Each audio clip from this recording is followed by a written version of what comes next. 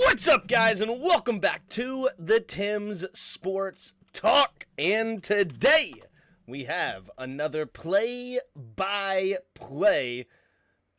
I just saw that my thumbnail doesn't seem to be up there. Hopefully my thumbnail, there we go, there's my thumbnail. All right, and my title's up there, and this is turned on, and we're good. Now let's get the chat, pop-up chat. Boom, there it is. And we're going to get this up here on this screen, and we're going to be good to go. What is up, everybody? Hopefully you're having a good Sunday. I know it sucks for Washington to have the loss, but now we may be able to get to see a little Dallas loss. How about it, right? Probably not, but we can hope, right? Who do you got tonight? Do you have the Colts, or do you have the Cowgirls? Huh? How about that? How about that? Well, ask that question out there. You guys put it out there. All right, we're going to get the game brewing. And we got a game, man. We got another game.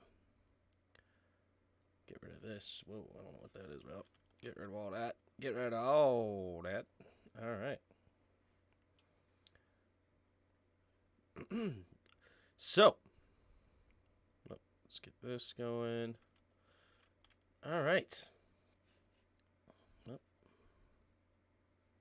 What the fudge? There we go. YouTube TV. Pull the game. All right, who do you guys got today? All right, it's going to be an interesting, probably blowout, but maybe Jeff Saturday and the Colts. Can Jeff Saturday and the Colts make this a game? Right now, Dallas a 90% favorite to take down Indianapolis. I think that's too high. I do think the Cowboys should be significant favorites in this game, and I think that they definitely should win this game. But the Colts aren't as bad as a 9. Like, they should never have only a 10% chance to win. I mean, this is a team that beat the Chiefs, took the Eagles to the wire, right? Like, they've competed in these tough games. Granted, I know they lost to Washington, or they lost to the Steelers. Like, they're not a very good team, but they shouldn't be only a 10%, in my opinion. But what is that worth? They're a -11 on the spread and -600 on the money line. Over-under's 44.5. Cowboys could get that by themselves, potentially. But that's where we are in the stream. All right. So we're going to get kickoff here in the next 5 minutes or so. Game starts at 8:20 Eastern time. It's currently 8:15 as we sit. Dak Prescott ready to rock and a roll. All right. I wonder if you guys are not getting notified. People aren't in here yet, but I'm sure slowly people will come in. Slowly but surely. It's all good. All right. Finally got some votes in here. Cowgirl's getting a little love to start. I like it. Yeah. Oh my gosh. They just had 45 sacks. That is pretty incredible in 11 games. They're averaging 4 sacks a game as a defense. And I mean, I got to admit, I do love me some Micah Parsons. He's one of the better players in the league, if not, like, in my opinion, I think he's a top 5 player in this league. Honestly, he is incredible. It sucks that they have him and we don't, but it is what it is. Raiders are now 3-0 since Carr cried. Good for the Raiders. Is that true?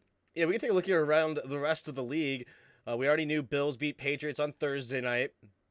We have Steelers and Falcons, 19-16. Steelers took down the Falcons. Steelers trying to make a little comeback here. Trying to get back to that, keep that never being under 500 at the end of the year streak alive. They currently sit at 5-7, so they have to go +2 in the last 5 games. All right, you have the Ravens. Ravens right now currently sit 10, or they won 10-9 in a ugly game with Huntley at quarterback. Lamar Jackson getting hurt and I believe carted off the field. That's scary, but they do pull out the victory against the Broncos here. Broncos just cannot score to save their life. Rodgers probably happy because Ravens won with Huntley. Yeah.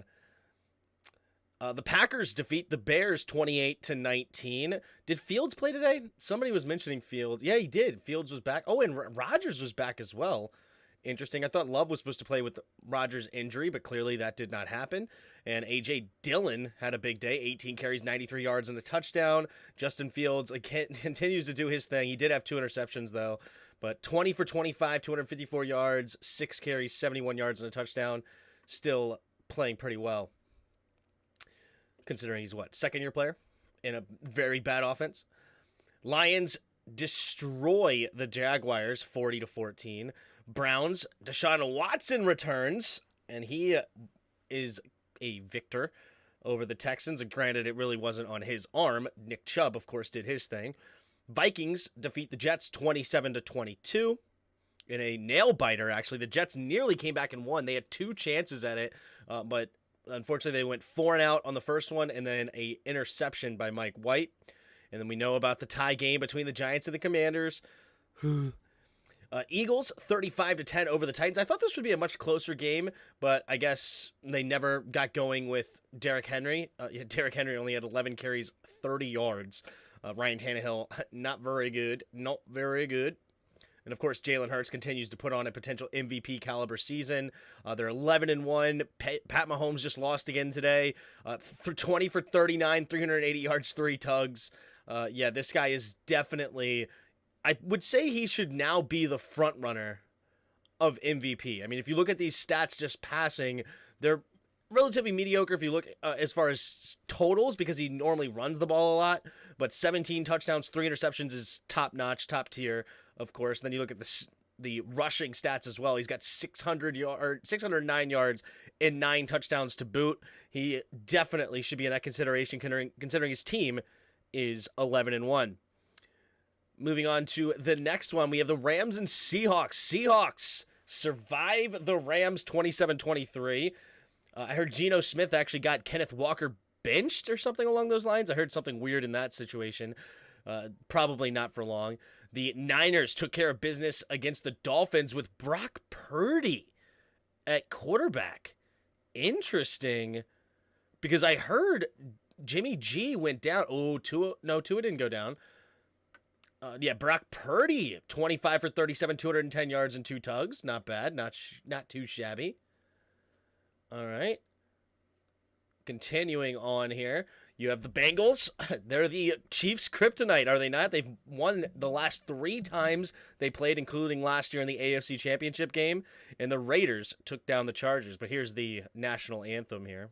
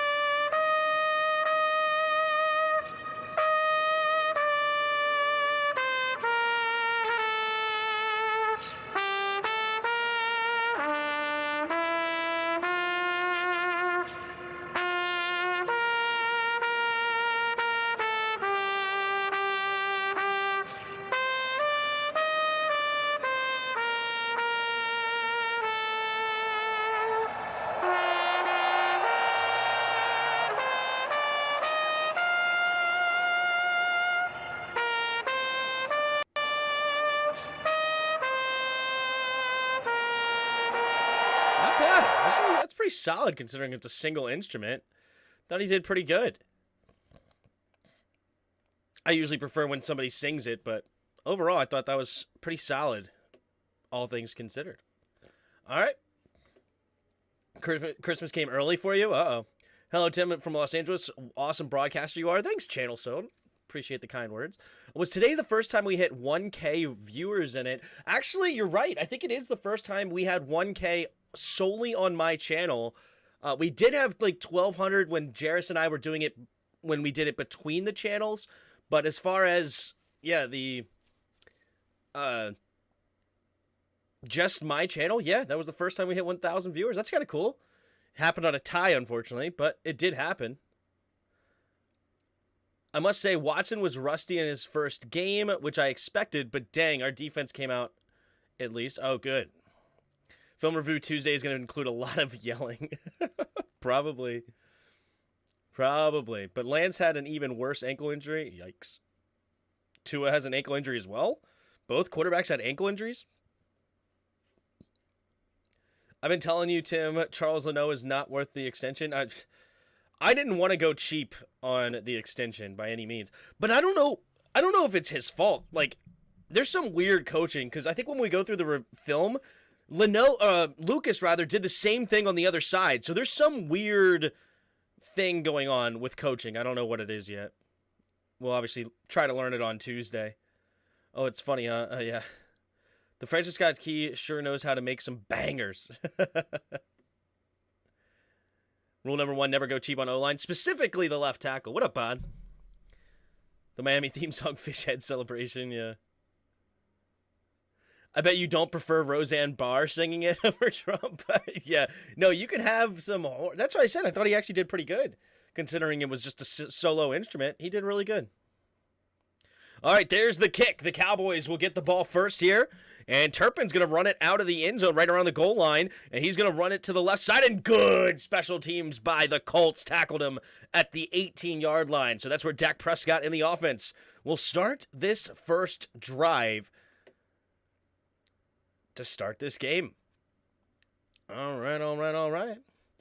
So Colts versus Cowboys. I decided to not bet on this game. The money line wasn't worth it. I don't like the 11. I see they could destroy them, but Colts could hang around in some weird way. So I decided to stay away from this game. It is what it is. Probably would have taken the Cowboys minus 11, though. 3 receivers to the left. Takes the snap. Handoff to the left side is Tony Pollard, and Pollard will fall down for a gain of nothing. 2nd and 10 at the 10. Tom Sawyer in the house. Love my Cowboys. Jerry Jones going to pull a rabbit out of the hat. Going after Beckham and Antonio Brown, Cash King. Antonio Brown's done. Almost hit 4,200. Yep, we're getting close. Here we go. 3 receivers bunched to the right. Put CeeDee Lamb in motion now to the left. Takes the snap, drops back. Quick throw over to the right side. It's going to be caught by Brown. Noah Brown makes the grab for a gain of about 7 or so. Maybe 6. I think it's a gain of 6, actually. So it'll be 3rd and 4 coming up for the Cowboys. Brock Sampson is a great QB. Brock Purdy had a pretty decent day for his NFL debut. Not bad. All right, under 14 minutes to go here in the first quarter. 3rd and 4, 3 receivers to the left. Prescott in the shotgun. Takes the snap, 4-man rush. Pocket collapsing, going to throw it over the middle, and that was not intercepted. I thought Buckner had an opportunity at getting that interception. He didn't quite get there, diving for it, so it'll be 4th and 4. Pocket was collapsing a little bit. Good pressure. Yep, Buckner a little bit short on that potential interception. Not quite get there in time. So 4th and 4, the Cowboys will be forced to punt here. Hey, oh, hit another subscriber now. Thanks for being there. If you haven't already, hit the like button as well. All right, there's the kick for Anger. And fair call. Oh, he got smacked at the 32-yard line. And that is a no-no. And that'll be, I guess, 15 yards at the end of it. It's Joseph. They got smacked. Flowers, the returner. Yep, he just smacked him before the ball got there. Did not give him an opportunity to catch it.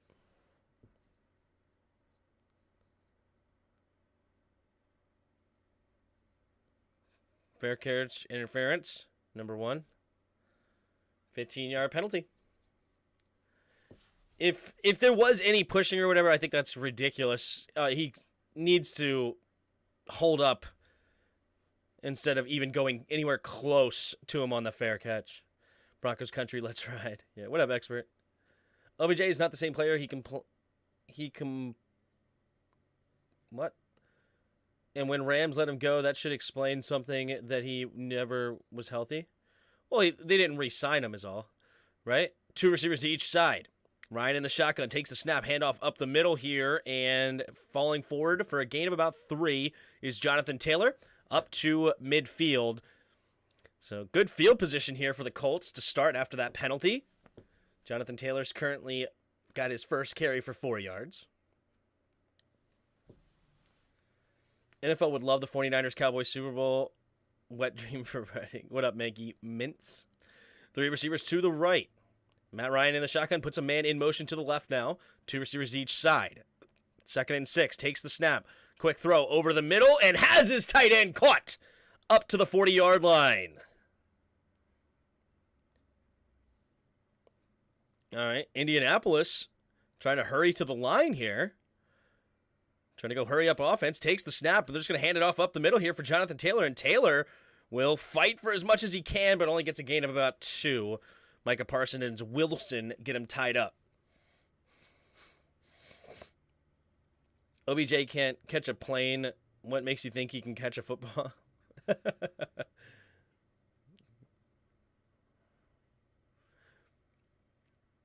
No, he's saying that it would be good for the ratings, not that he predicts it. Takes a snap. Handoff up the middle here for Jonathan Taylor. Jonathan Taylor this time will get through the line. Another gain of 4. Sets up 3rd and 4 here. Up to the 34-yard line.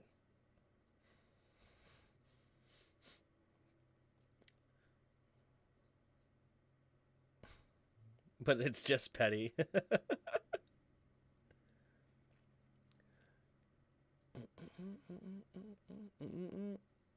Here we go. 2 receivers each side, 3rd and 4 at the 34-yard line. Puts Mo Alley Cox in motion, stays on the left side, though, takes the snap. Handoff up the middle here, and interesting decision. And he only gets a yard on the play. 4th down and 3. They cannot meet in the Super Bowl. That's true. That's true. Sorry. That's fair. It would be the NFC Championship. You're absolutely right. I don't know why that didn't hit me at first, but you're absolutely right. Wasn't thinking about it too hard.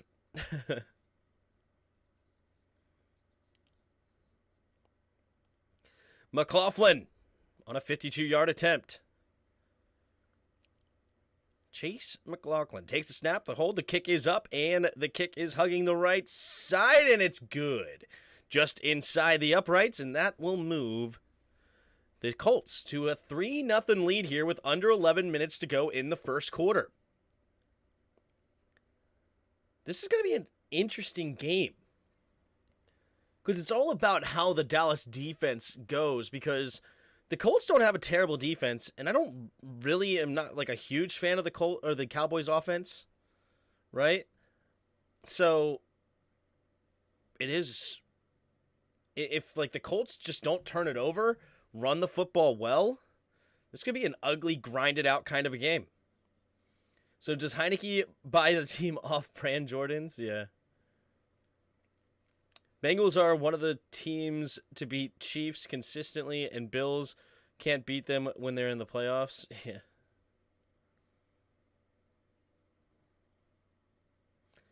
So does Heineke just buy our team off-brand Jordans? Yes. Should the 49ers sign Cam Newton? That is interesting.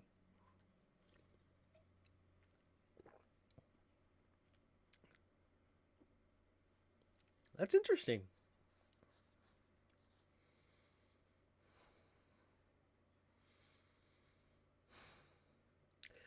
I actually really would like Cam Newton in their offense.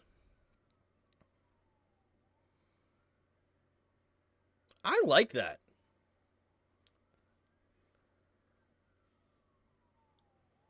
Shanahan would never want Cam.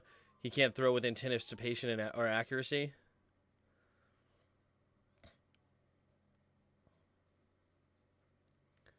Because nobody knows who Brock Purdy is, Yuki. Cam doesn't want to play anyways. Fair enough. I don't know if he wants to play or not. But I just kind of like the idea of Cam Newton with CMC, Deebo Samuel in that zone run scheme. I just like that idea. You know what I'm saying? But Brock Purdy seemed to play reasonably well. He might even be better than Jimmy G. Who knows?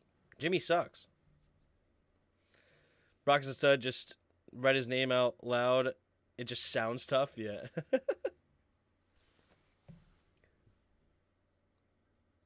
Because no one knows who Brock Purdy is. It's called preseason. Yeah, because everybody throughout the entire country watches San Francisco preseason games.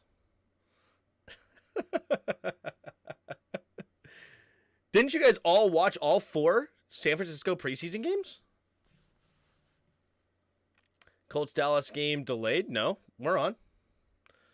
We are on. Just about to get the kickoff here after the field goal. There's the kick. And it will be returned again at the 1-yard line, going up the middle of the field. And he's going to get to a spinning around, getting about to the 27-yard line. Go the Cowboys. So Dak Prescott coming onto the field for the second time tonight. They went 3 and out on the original opening drive. Dak Prescott 1 for 2 for 6 yards. Tony Pollard had no yards on his first carry.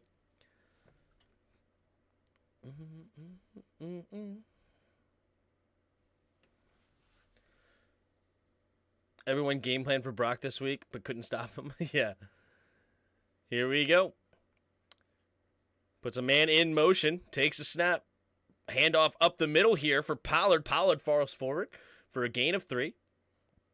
Up to the 30-yard line of Dallas. 2nd and 7 coming up. I mean, who doesn't plan on Jimmy G going down? Sam Ehlinger was great in preseason, and he looks like buns in the reg season. They changed the entire month of October to Brocktober in college. Wow. 3 receivers to the left. Now CeeDee Lamb goes in motion to the right. 2 receivers each side. Takes the snap. 4-man rush. Quick throw to the flat. Caught by Pollard with plenty of room to run. Nice throw there. Good decision by Dak. Hit him in stride. Quick decision. Get Tony Pollard in space, and it's a first down. Gain of 10. Move the chains. Are you mad that we tied? Yeah, a little bit. A little, Noah. But it is what it is. All right. 1st and 10. 2 receivers to each side again. Dak in the shotgun. Takes a snap. 4-man rush after the play action. Pressure coming. Has to get rid of it. And does. Caught to his tight end, Schultz. Schultz slips the first tackle. And he fumbles at the end. Uh-oh, the ball came out. But they're going to say he's down by contact. And he recovered his own fumble. So either way, Cowboys have it after a gain of 11. 1st and 10 Cowboys.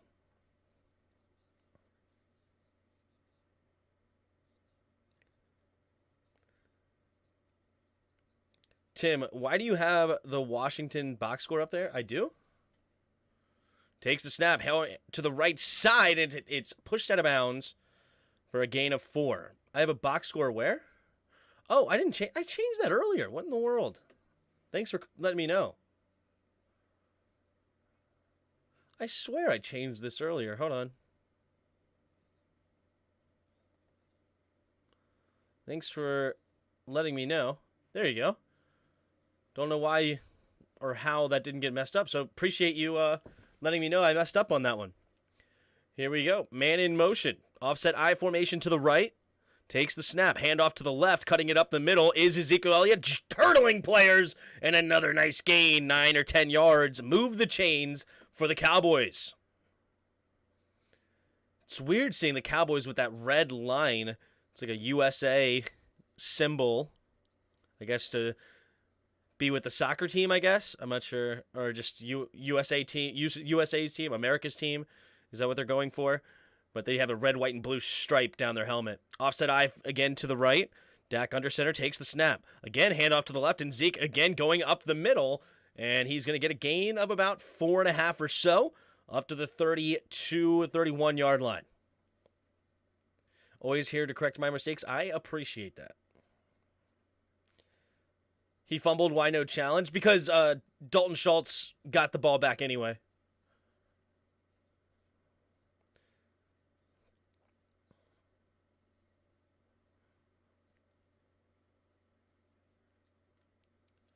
Here we go.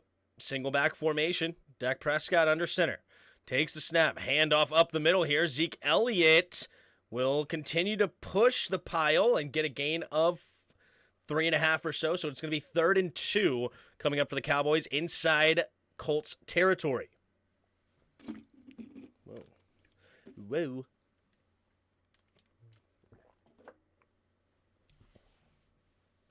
That was the fumble earlier? Yeah, the fumble earlier, yeah. Or are you talking about, what game are you talking about?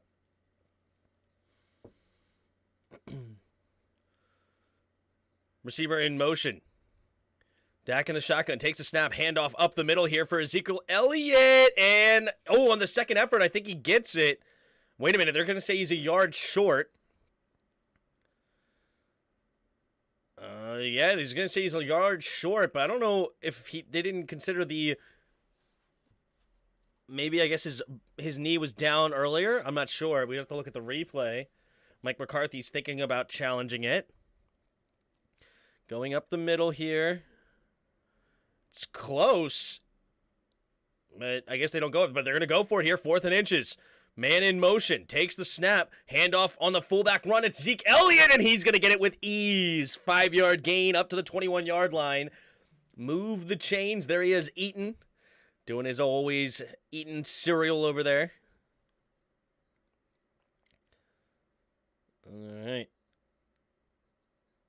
Whew, Stephon Gilmore wanted none of that business in the hole, huh?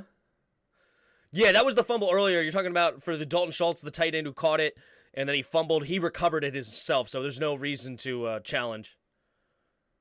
3 receivers to the right. Prescott in the shotgun. Takes the snap. Play action. Pressure coming. Has to go over the middle and overthrows Schultz. Had to just get rid of the ball immediately with a defensive end coming right up the middle. Or, excuse me, from the left, actually. Roger, you don't know we have one of the best defense in the league, right? Yeah. The game was lost by the play caller. Too much screen game, and the sloth said guard. Too much passing. Didn't control the line of scrimmage because they didn't run enough. We did run the ball a lot, but here we go. CeeDee Lamb in motion, takes the snap, handoff up the middle here for Tony Pollard, and Pollard will only gain about a half yard on the play.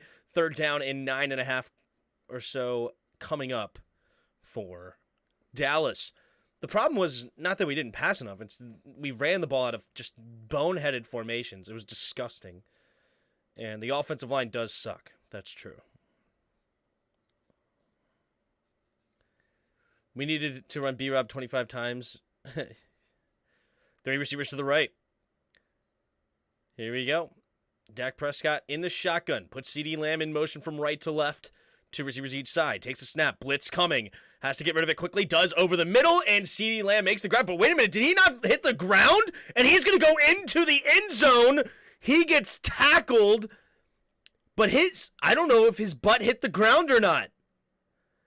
He gets spun around. The Colts are in disbelief.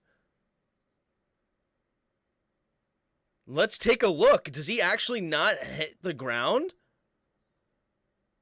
And, that's actually good. He doesn't hit the ground.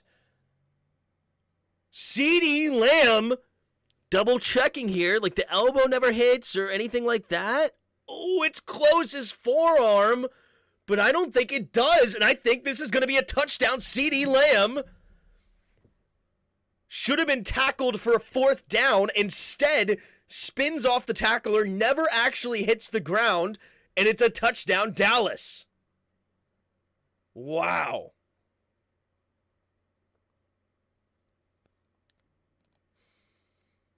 The game was tied, true. Scott with his Mountain West offense will have you barely winning or losing outright. Just some of the dumbest play calls for a unit, that plethora of talent. Yep. From the left hash, we have the snap, the hold, the kick is up, and the kick is good. And it is 7-3 now. Dallas on top after a crazy play there by CeeDee Lamb. Do you think Jonathan Allen and Kanye West are friends? I have no idea. We didn't win. Going to be a neutral week. Yep. Neutral 2 weeks. His brother had similar stats as well. Who's his brother? What? Well, we didn't lose. Good evening, Roger, Tim, Bod, everyone. Go Commanders, F the Cow Pukes, and go Colts. There you go. I'm with you there, Jared.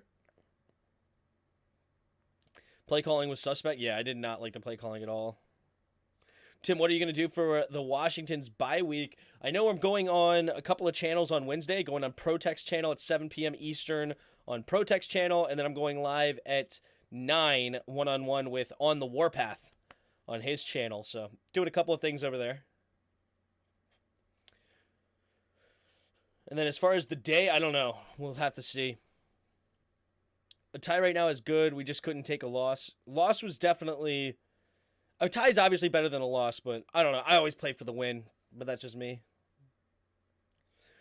No, my dad is having people over his house coming in this weekend, or this Wednesday, rather. They're coming in that day, and he is unable to do Skins in the Game on Wednesday. Everyone else starting to think Scott Turner be smoking before the games? Yeah.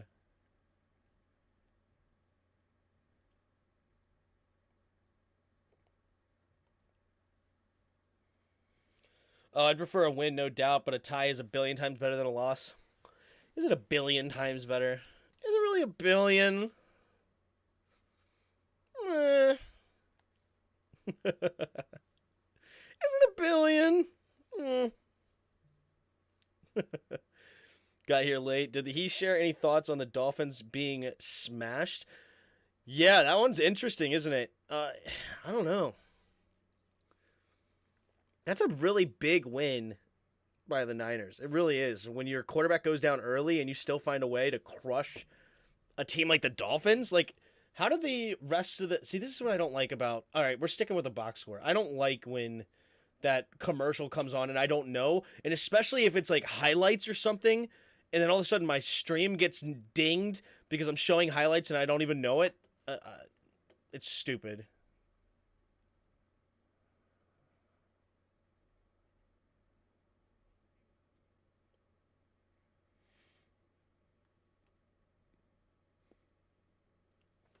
All right, here's the kick from the Cowboys. Meyer is going to kick it into the end zone, or taken out deep in the end zone. Now running to the left, cuts it up, and he's going to get close to the 25 and a couple extra. But there is a flag, so this could be moving back. Jairus' corner, your left hand's up. There you go, baby. Maybe you can do a Jets versus Bills. Maybe.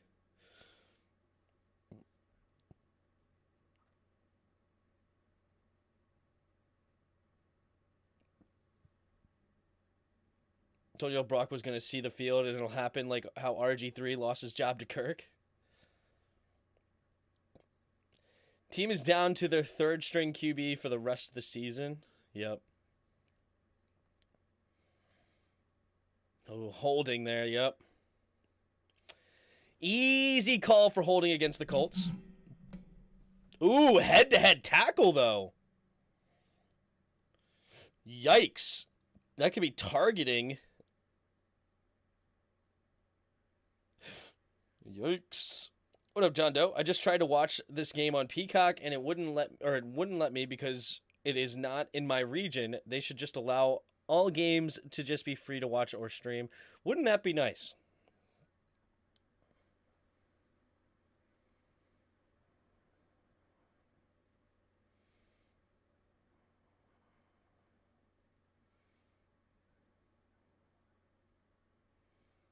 Wow. They offset at the spot of the return team's foul, so the Colts are the only ones that get hurt by the penalty. Wow.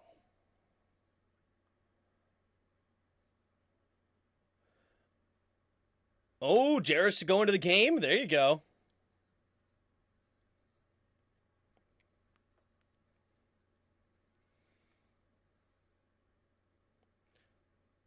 I don't think he will, though. Jarris, you do think that Trey Lance was a bad pick. Why are you acting like you don't? You know they should have taken Justin Fields. I don't know why you're saying that Trey Lance was now not a bad pick. But here we go. Under center. Takes the snap. Handoff to the right side is Jonathan Taylor. Jonathan Taylor slips the first one. Now a second tackle. Getting into the linebackers, and he's going to get a gain of about 5 or 6. Scott got pass happy, and we tied. If we rushed 41, we would have won that game. Never said Lance was a bad pick. I'm saying you. I don't know why you wouldn't say it. Of course it was a bad pick. You know they should have taken Justin Fields. Under center here. Takes the snap. Handoff up the middle here. Jonathan Taylor. Jonathan Taylor. Nice jump step in the hole. Making another guy miss. And he's going to dive ahead to the 40-yard line of the Colts. Okay, but the Niners had an option to take Fields or Lance. They took Lance. Was it or was it not a bad pick? Clearly it was a bad pick.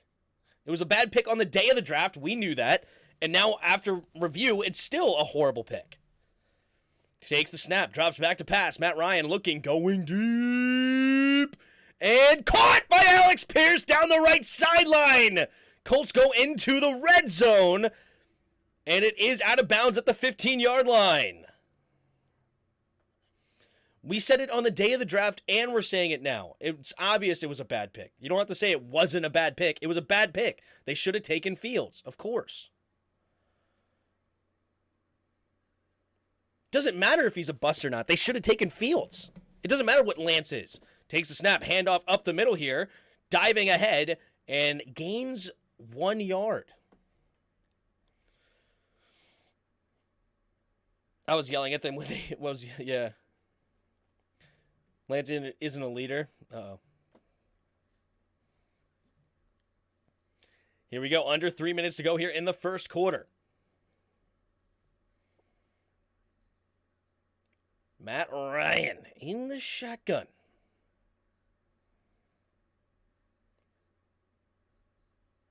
Three receivers to the left. Takes the snap. Drops back to pass. Pumping. Going to the end zone. Has a man wide open. Touchdown, Colts. Doolin makes the grab. And all of a sudden, the Colts right back on top. 9-7. 5 plays, 79 yards, 2:13 time of possession. Sheesh. Did you see the Ron's post game? Of course. First off, they should have taken the guy they traded up for in the first place, which was Mack. That's who Kyle wanted. The GM wanted Lance. They should have taken Justin Fields. You know it. I know it. And if you have an opportunity, all right, here we go. On the PAT, the snap, the hold, the kick is up, and the kick is good. So the Colts up 10-7 now over the Cowboys here with 2:37 to go in the first quarter. Cowboys going to get regrouped and see what they can get going.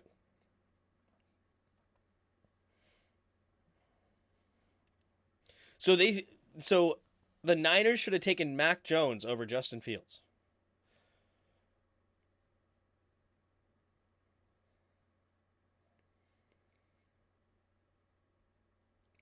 And if Lance was available, we would trade for him. I'm not saying he's a bust or not.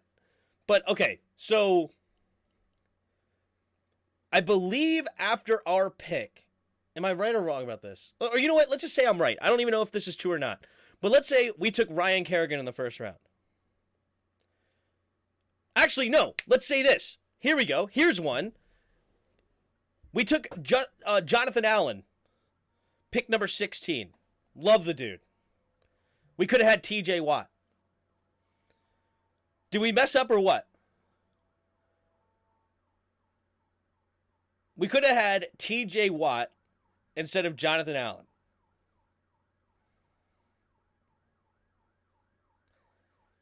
So Jonathan Allen, great player, love him. But who right now wouldn't take TJ Watt over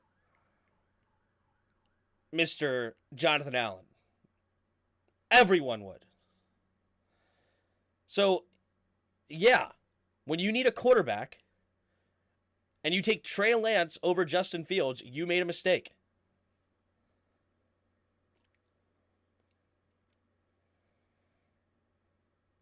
Shanahan don't love off schedule. They want a QB to do what they tell them to do. Probably. That's why they love Kirk. Not me. Give me Jonathan Allen all day.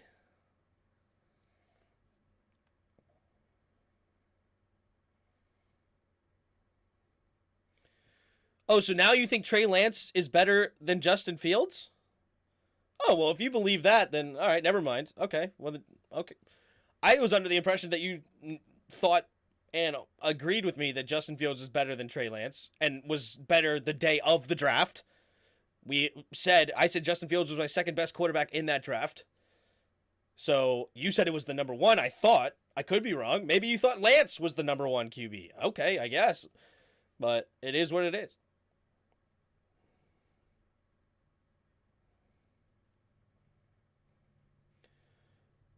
The dude hasn't played 5 games in 2 seasons.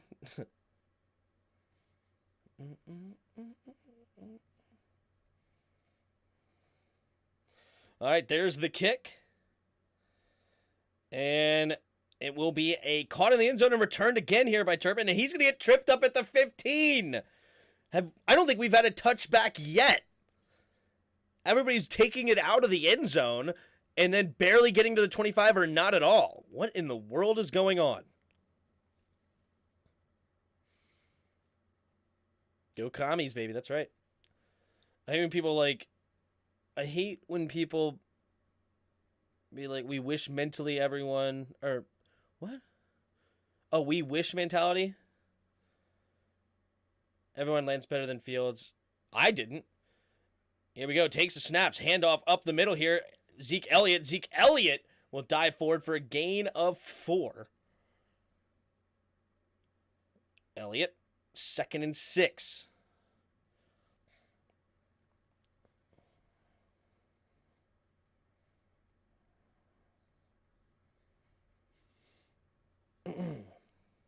Two receivers each side. Dak Prescott in the shotgun. Takes the snap. Handoff up the middle and diving ahead for a gain of 4. Going to be 3rd and 1. Elliott with back-to-back carries. He's got 7 carries for 34 yards on the day. 3rd down and 1. Everyone had Lance better than Fields, and Commanders fans say they shouldn't be select Herbert over Chase. No, that's 1,000% different. I could explain it, but it's fine. 3 receivers to the right. Dak Prescott in the shotgun. CeeDee Lamb in motion from right to left. Takes the snap. Drops back. Pumping. Looking. Scanning. Throwing it to the right. It's caught by Noah Brown for a 1st down on 3rd and 1. And they get it up to the 33-yard line. Go the Cowboys. Okay, so how about picking Dotson was a bad pick when we could have had Olave? No.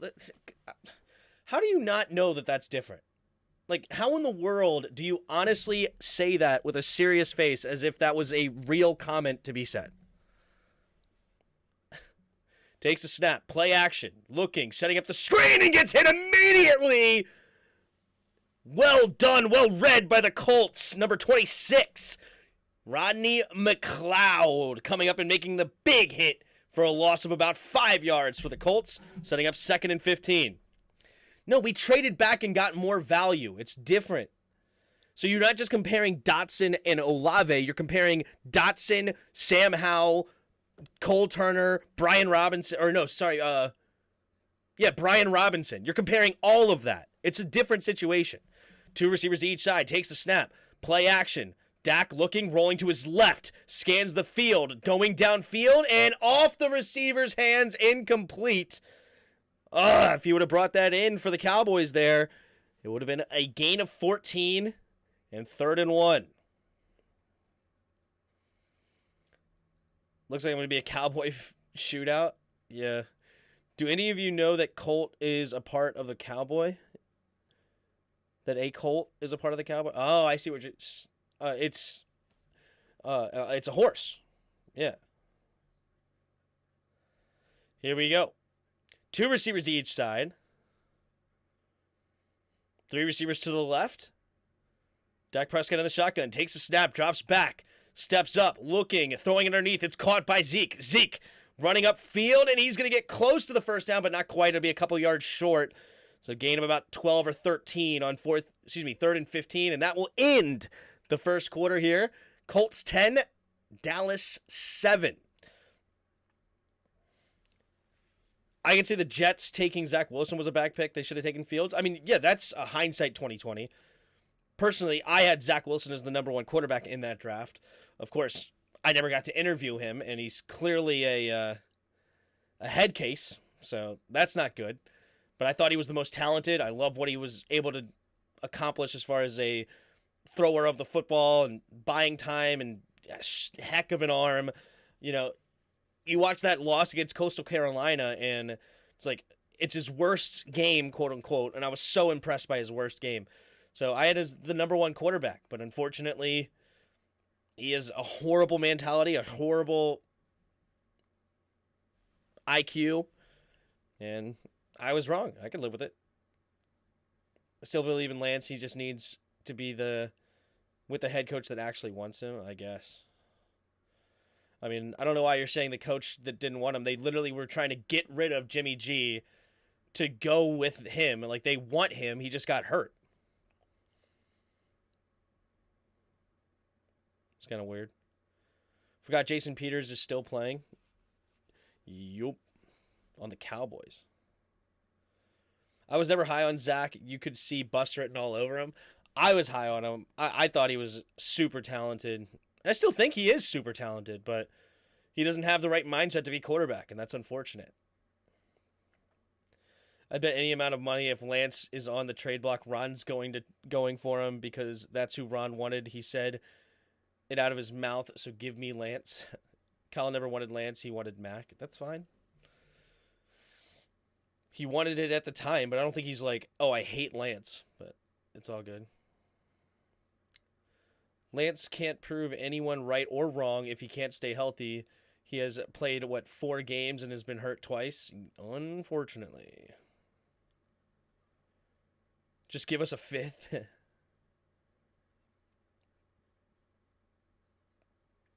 Zach's arm is amazing. Yeah, it is.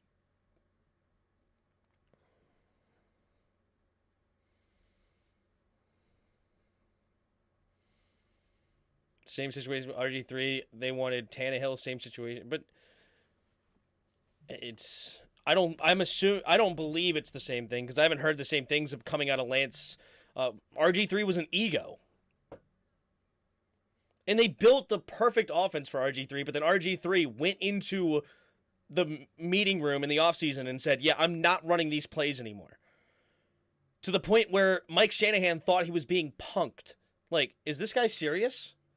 He's a second-year quarterback, and I'm a 2-time winning Super Bowl winning head coach. I just designed the perfect offense for him to get Rookie of the Year, and now he's telling me what plays I can and can't run? That's just stupid. Here we go. Takes the snap. There's the kick.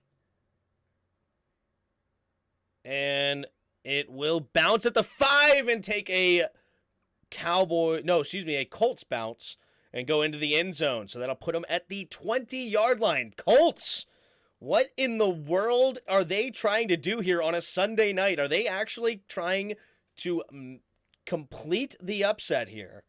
I mean, obviously it's early in the game. A lot of things could happen. But you're sitting here 10-7. Colts have the football now with the lead. And the Cowboys got the ball first, so the Colts get the ball at halftime. What in the world?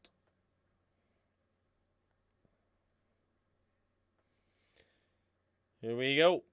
2 receivers to each side. Takes a snap. Play action. Pressure coming. Has to get rid of it quickly, and he may have gotten hit as he threw. That ball came out like a duck.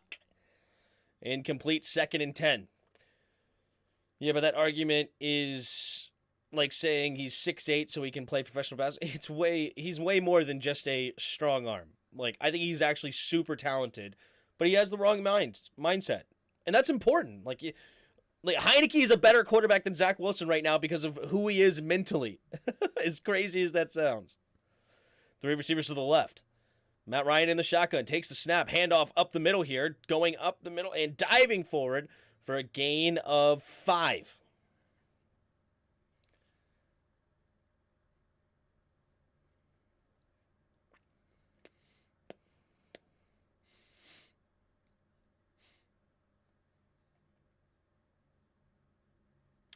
Tim, talking about the bust for pick QB, not Wilson. What? Here we go.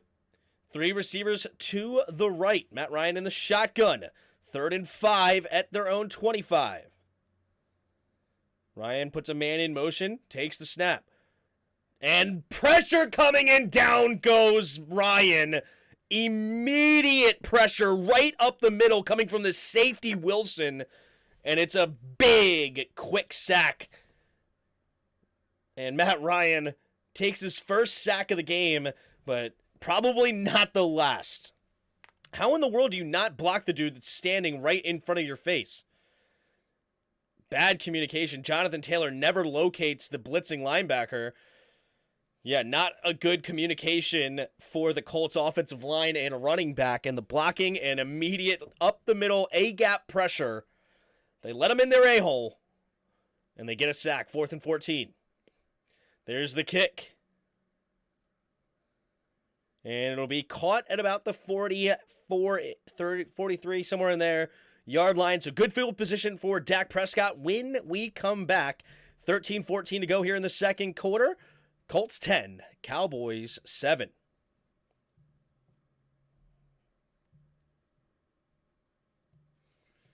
Trey, I'm talking about Trey. Somebody argued that Trey, what? I think he's bad, but that's just for the night. Laser still needs to learn some things. He's reading defenses and throwing position, but has lots of talent. See them live. The tie doesn't hurt it. Actually, we're on a better side of it. If the game in 2 at home is the decisive game, we'll make my way down with an army. Okay. Oh, you're going to come to the game from New York. Nice. That's cool. Oh, I did forget that Jimmy G is out. Yeah, Jimmy got hurt. Trey Lance is a guy that has a whole lot of upside, and I do like Trey. I do think it sucks that he's last year got killed by COVID. I think they only ended up playing 2 games or something like that. I would have liked to see him continue to play because the year before that, he had something like 28 touchdowns and 0 interceptions.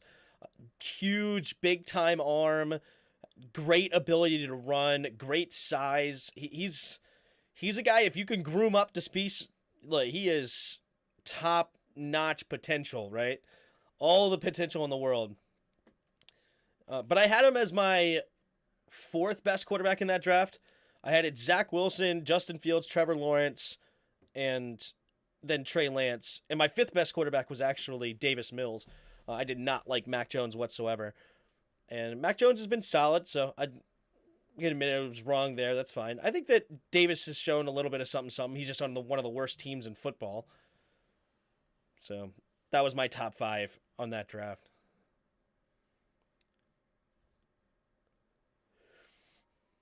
O2 rules are fine. You just got to play better and score. No, I think that there should be a way to be decisive. So I think overall the rules are fine. Up until when you hit the 10 minutes of overtime, I think you should go to a sudden death. Tim is so anti-McCorkle. I just gave him credit. I think he's pretty good. I don't think he's... pretty good is probably too much. I think he's an okay starter in the league. Not great. Not as bad as I thought. Feel like they should have 15 minutes instead of 10. I don't know. Pitch play to the left side. It is Tony Pollard who finds a big crease. And a big, huge play gains about 16, 17 yards. Tony Pollard finally getting loose. He was getting bottled up before that. 4 carries, only 7 yards. And then has 17 on that big pitch play to the left. Well done by Smith to get out there and make that block. Schultz made a good block on the corner as well. Big crease. And Tony Pollard showing off that speed. takes the snap, handoff up the middle here for Tony Pollard. Pollard spinning forward for a gain of 3. 2nd and 7. Now, what I did say about Mac Jones is that he went to the best possible situation. He went to the Patriots. I think if he went to us, he would be a horrible quarterback, right? Or Jacksonville, I think that would have been a horrible move, right? I think he went to his best possible situation. Here we go. 3 receivers bunched to the left. Put CeeDee Lamb in motion from left to right. Takes the snap. Handoff up the middle here. And Tony Pollard will get a gain of about 4 on 2nd and 6. So that'll bring up 3rd and 2 for the Cowboys. They should have, like hockey has shootouts. Each team kicks from 30, kicks 3 from the 40. If they tie the amount of kicks of 3, they make it to the 45. That's interesting. That's kind of a fun one. But I think that they should make it like the college rule. And instead of starting at the 25, I think the team should start at the 35 and go from there. Quick throw over to the left side. It'll be caught by CeeDee Lamb down the left sideline. And he's going to get pushed in about, stays in, and then gets moved to the 10-yard line.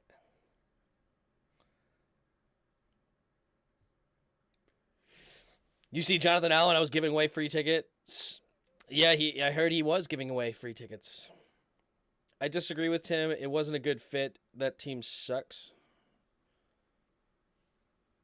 You think that Mac is not a good fit in the paint? No, it's a perfect situation for him to go to because they're going to play to his strengths, which they did.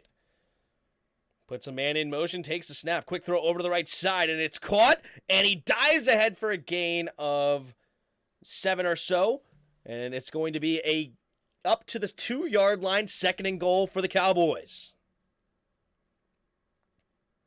If you watch the all-22s from the Pats, it makes our O look brilliant. Well, I don't know what it is right now, but I haven't watched much Patriots right this second. But I know last year with Josh McDaniels, they were solid. 2nd and goal from the 2. 3 receivers to the left. Dak on the shotgun, takes the snap. Handoff up the middle here, and it's a touchdown! Cowboys, Tony Pollard up the middle, and gets the touchdown, making it 13-10, pending an extra point. So the Cowboys take the lead back here, 14-10. Final prediction for the Commanders this season? Well, I can't get my 10-7 right anymore with that loss. So I will say a 9-7-1.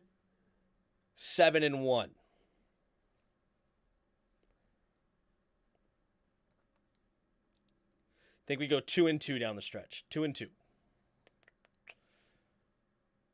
From the left hash, the snap, the hold, the kick is up, and the kick is good. The extra point is up and good, so it's 14-10 now. Dallas on top.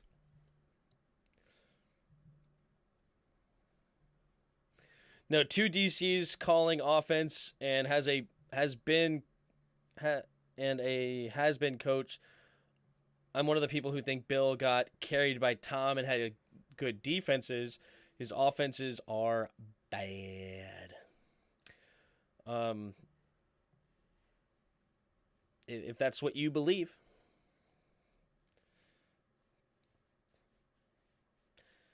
I know in that COVID year, most coaches would not have finished 7-9 that year because his team was completely void of talent in so many ways.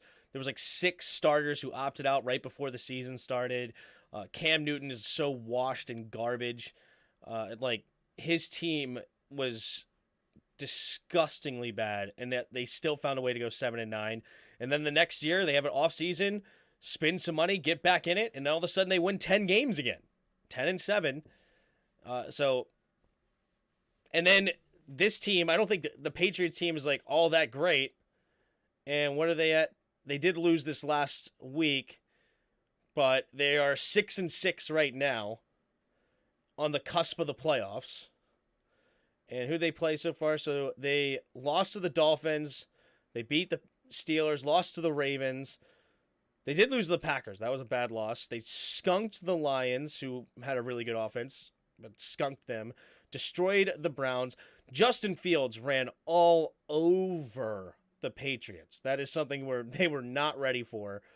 Just off-schedule plays over and over and over again, just running around dudes. And literally there was no stopping him wherever they wanted to go. It was crazy. They beat the Jets, destroyed the Colts, beat the Jets twice in an ugly game, lost in a shootout to the Vikings, and then lost to the Bills. So, 2 bad losses on the year. They shouldn't have lost to the Packers, and they shouldn't have lost to the Bears.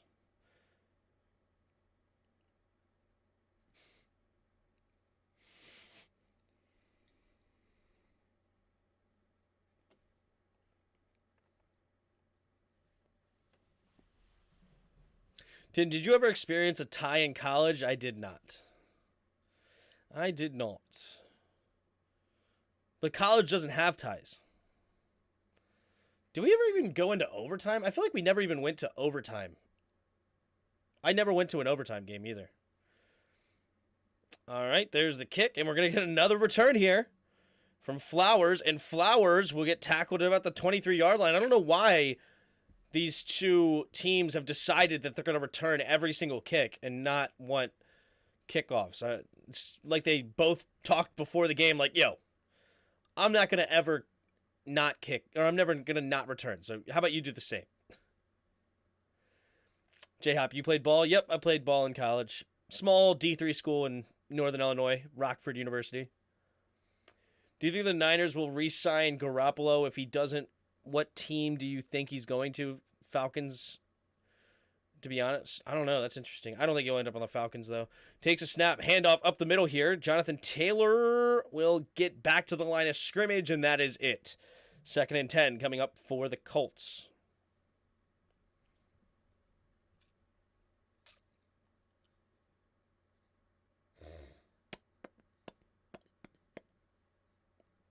I think we were like 80% to go to the playoffs. Yeah, you have a very strong chance of going to the playoffs. Your division kind of sucks. There's a bet on touchbacks, Tim. That's why the bookies always win. Is that true? You might be right. 2 receivers each side. Matt Ryan in the shotgun. Ooh. Some false start action, I believe, against the Colts. Something happened. Somebody jumped because 2 Cowboys ran immediately. So is it going to be a offsides or is it a false start? Awesome, man. You're a beast. Thanks, man. False start number 56. Quentin Nelson gets called for it, so that will move the Colts back, and now it'll be 2nd and 15.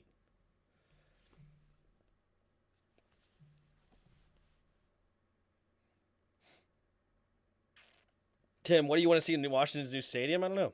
2 receivers each side. Colts in the shotgun, takes the snap, drops back, looking, throwing over the right side, caught by Pittman. Pittman will fall forward for a gain of about 11. So it'll be 3rd and 3 coming up for the Colts.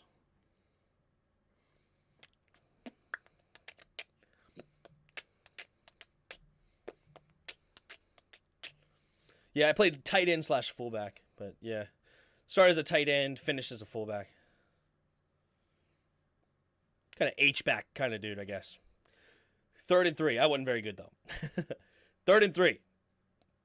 2 receivers each side.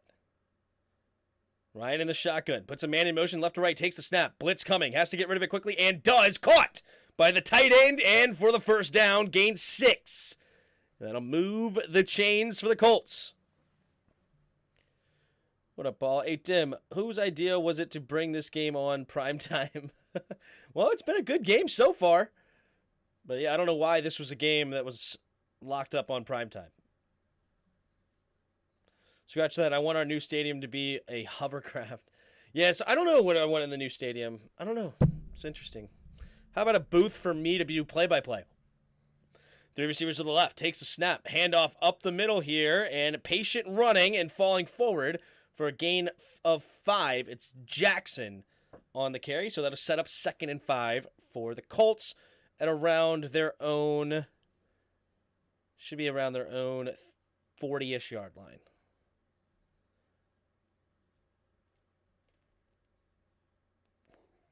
Bengals should have been on primetime defeating Mahomes again. Yeah, that would have been a much better matchup, wouldn't it? I agree. That definitely should have been it. A repeat of the ASU Championship. I don't know why that wasn't a primetime game. Takes a snap. Handoff up the middle here, and diving forward is going to be a gain of about 3.5, maybe 4. So 3rd and manageable coming up here for the Colts. Yeah, who in the world didn't do that? You're absolutely right. That is kind of gross.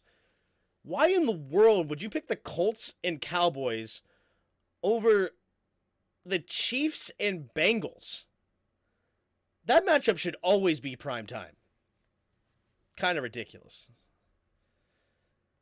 3rd and 1. Single back formation. Takes the snap. Handoff to the left side is Taylor. Taylor bounces it out, gets the first down, and a few more, and he gets shoved out of bounds. So 1st and 10 Colts. Colts offense looking strong so far. You ain't taking the Cowboys out of prime time? Yeah, well, I don't care who else is playing. Like, if you want to have this as prime time, then get rid of the Saints-Bucks. I don't care. But a Chiefs-Bengals game with Burrow and Mahomes should be a game that's primetime. Absolutely. Over anything else. Like, there's almost no game more interesting than that. Puts a man in motion. Pitch play to the right. And they're going to roll to the right. And Jonathan Taylor will dive ahead for a gain of about 4. Maybe 5, depending on the spot. It looks like they're going to give him 5 on that play.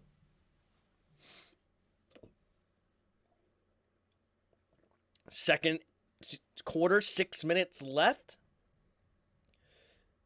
Colts on a nice drive here. Already up to the Cowboys' 38-yard line. Single back formation. Be 2nd and a long 5. Ryan under center. Takes the snap. Blitz coming. Play action. Has to get rid of it and throws it away. And there's nobody in the area. Wow. They did not call intentional grounding? Jeff Saturday seeing outside. He was not outside the pocket. And they say out of the pocket. Oh, I didn't think he got out of the pocket. Did he really get out of the pocket? I don't know about that. You're a little behind. I'm seeing every play before you, and I'm watching Channel 4. Ooh. I don't know if I can fast forward at all. All right. Nope, I'm pretty much as fast as as far as I can go. All right, 3rd and 5 now. 3rd and 5.5. Takes the snap. Blitz coming. Pumping, and down goes Matt Ryan. The all-out blitz, and that is twice now. The Colts interior offensive line does not pick it up, and he's yelling at the ref saying he got hit high. I guess he wanted a face mask or something. But this offensive line pass blocking is a joke. Ooh, he kind of has an argument. Hitting the quarterback high in the face, usually that is called. And they did not call it this time, and that'll be 4th down and 14. I don't like that it's in the rule book, but that is a rule in the rule book. You can't tackle him you can't hit a quarterback in the face. And somehow they didn't throw it. And here we go. Got a punt. And it'll be fair caught right around the 13-ish yard line for Turpin. So 4:37 to go in the second quarter. Dallas 14, Colts 10, and the Cowboys will have the ball at their own 13 when we come back. The refs from New York made it to Dallas, yeah. It was a good game. I was watching it on my laptop while the Finns game was on the big screen. Yeah, it was definitely a good game. Exciting game.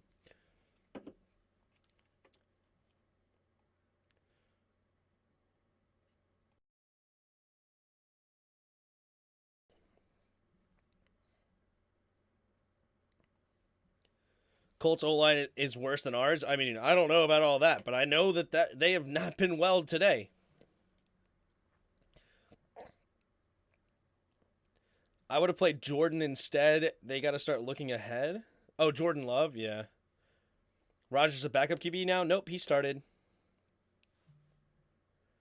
He watches on YouTube TV. He's always like 5 to 10 seconds behind. At least, bud. At least. YouTube TV is so slow. I just have Tim on the big screen so I can watch him drink iced tea in 4K. Yeah. Got my half and half. My favorite drink.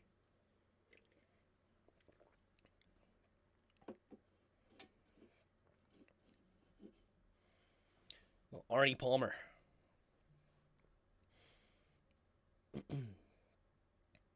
They just don't know who to block. Then the Cowboys win the shit. Yeah, exactly. It's horrible.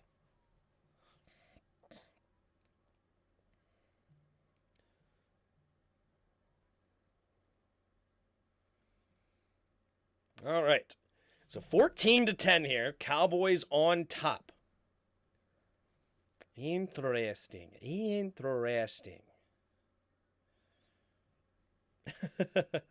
This stream is brought to you. Yeah. That's why I hold it like this, because you can't see it. Otherwise, Arizona, if you want to hit me up. If you hit me up, I'll drink it like this, even though the thing's on the wrong side. So I guess I got to drink it like this. That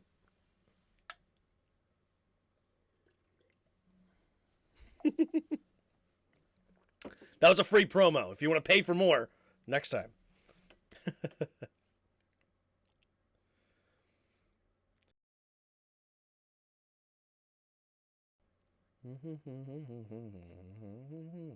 All right, Cowboys at the ball at their own 12-yard line. Man in motion, takes a snap. Blitz coming. Picks it up pretty decent. Throwing it to nearly intercepted by Stephon Gilmore. Undercutting the screen pass, and it's 14-10. Dallas on top.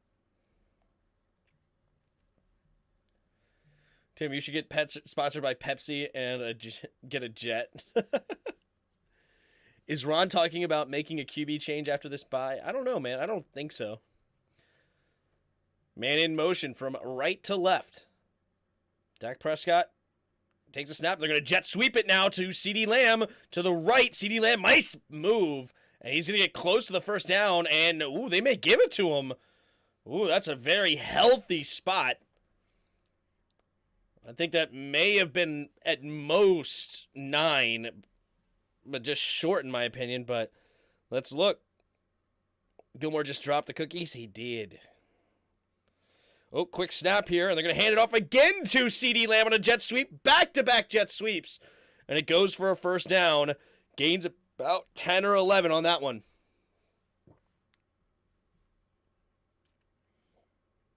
No Snapple, because Snapple is the best. I like Snapple. I do like Snapple, but these are at my, you get a 12-pack of these at our local grocery store. So, I like them. Here we go. Offset I formation. Takes the snap. Handoff. Now cutting back is Zeke Elliott. Zeke Elliott will only get a gain of nothing. Looked like he may have had a face mask on that at the end, but no call. It'll be 2nd down and 10. Lipton peach tea is the best. Snap, crackle, pop. 2nd and 10 here for the Cowboys. Mango tea over peach. Uh-oh. We got a fight in the chat now. Takes a snap. Drops back. Looking. Going deep. And just overthrows CeeDee Lamb. CeeDee Lamb took a shot on that throw as well. It'll be 3rd and 10 now for the Cowboys. I do like my Arnold Palmer Arizonas, man.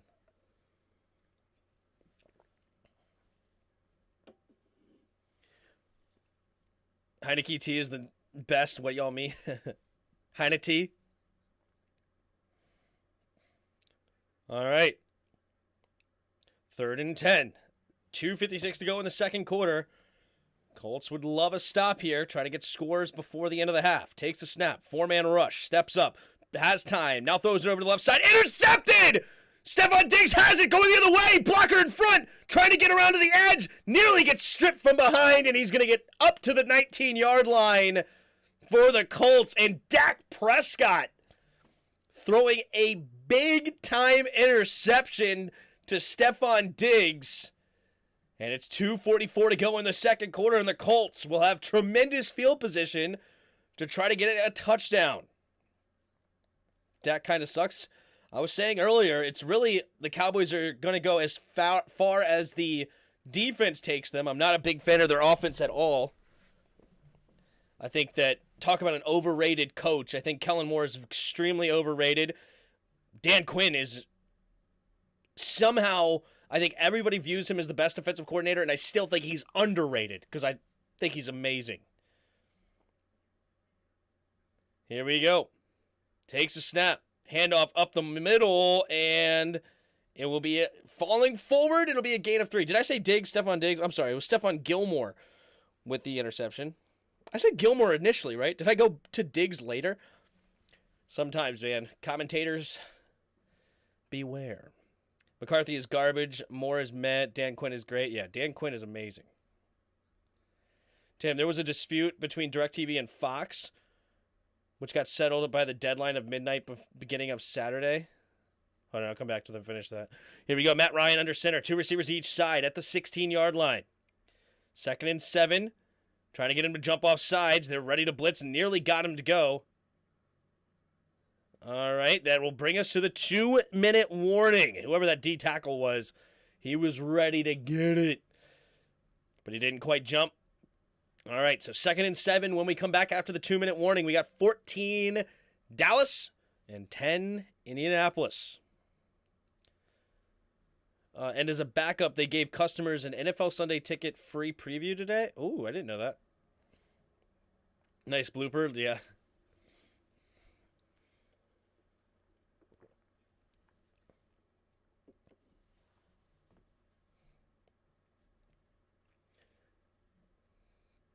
All right. A commercial break. Hold on, I'll be right back.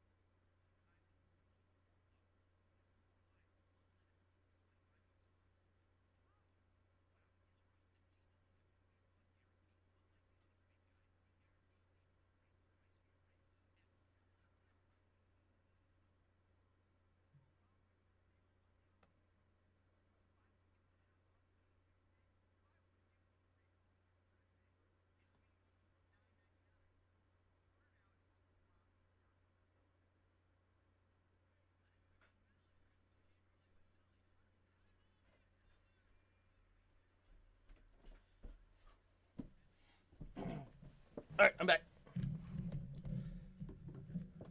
I'm back. Guess who's back? Anybody gonna watch the Mario movie? I don't think that's high on my list. Don't think that's high on my list. All right. 14-10. Oh, there's George Lopez.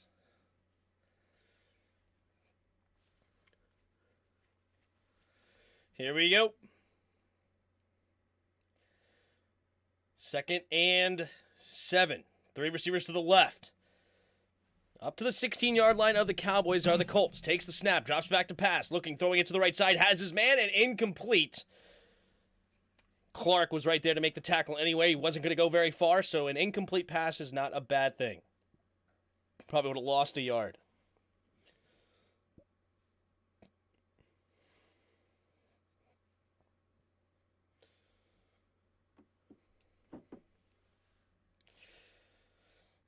Alrighty. 1:57 to go. 3 receivers to the left. Matt Ryan in the shotgun. Takes the snap. Blitz coming. Looking. Stepping up. Going deep. And, it's going to be caught but out of bounds. Matt Ryan trying to throw it off balance there. And looking for his tight end. And it was nearly enough. But unfortunately, he did not keep it in bounds enough. There's only a handful of franchise QBs in the league that can carry their teams. The TH haters are plain delusional. Watch the QB play from other games and see how pathetic they are. It takes a team. Yeah, from the right hash, we have the snap, the hold, the kick is up, and the kick is blocked, but is good. Or was it blocked? I don't know. A very ugly, weird kick. That thing was 34 yards, but barely got over the upright on the right side. It does find its way through, and the Colts are currently only down 1 here right before half, and it's 14-13. Curious what the betting line is right now on this game. It was -11 to start. The current betting line is...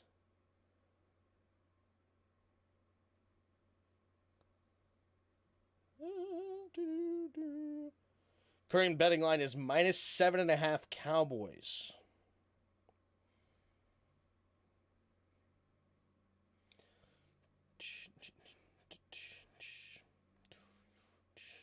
The over-under right now is 51. They're currently at 27.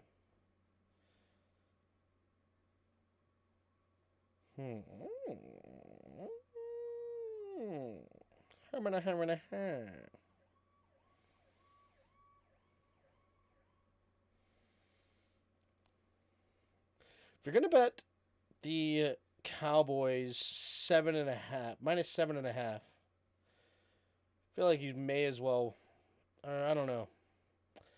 I'm going to stay away. I don't know what's going on here. Everybody subscribe. Thanks, Fight for All DC. Always good when you hit that. I might watch that movie. I don't know. The Mario movie. That movie looks lit. Looks lit. I do like watching, I haven't watched it in a little while now, but I went on a binge of watching like Mario Kart speedruns. If you guys haven't looked at a YouTuber called Summoning Salt, if you haven't seen his videos, he does a really good job and makes a very dramatic like history of world records. And he has a couple of really good videos, and one of them is like, it's called Chaco Mountain, I believe or it's the video about Chaco Mountain. And I don't know, it's probably like 30, 40 minutes long, but it's a really well done video. Anyway, so then I got down the rabbit hole. It's pretty good. When are you going to watch Wakanda Forever, Tim? I don't know. Not high on my list. Is it free on Netflix or something? If I have to pay for it, there's zero chance I'm watching it. Like Transformer Beast Wars movie. I don't know. I love Mario Kart, especially the recent games. I haven't played or I guess I played like a Wii Mario Kart or something. I don't know how new it was, but I played that maybe a year ago or something like that. Outside of that, I haven't played much Mario Kart like at all.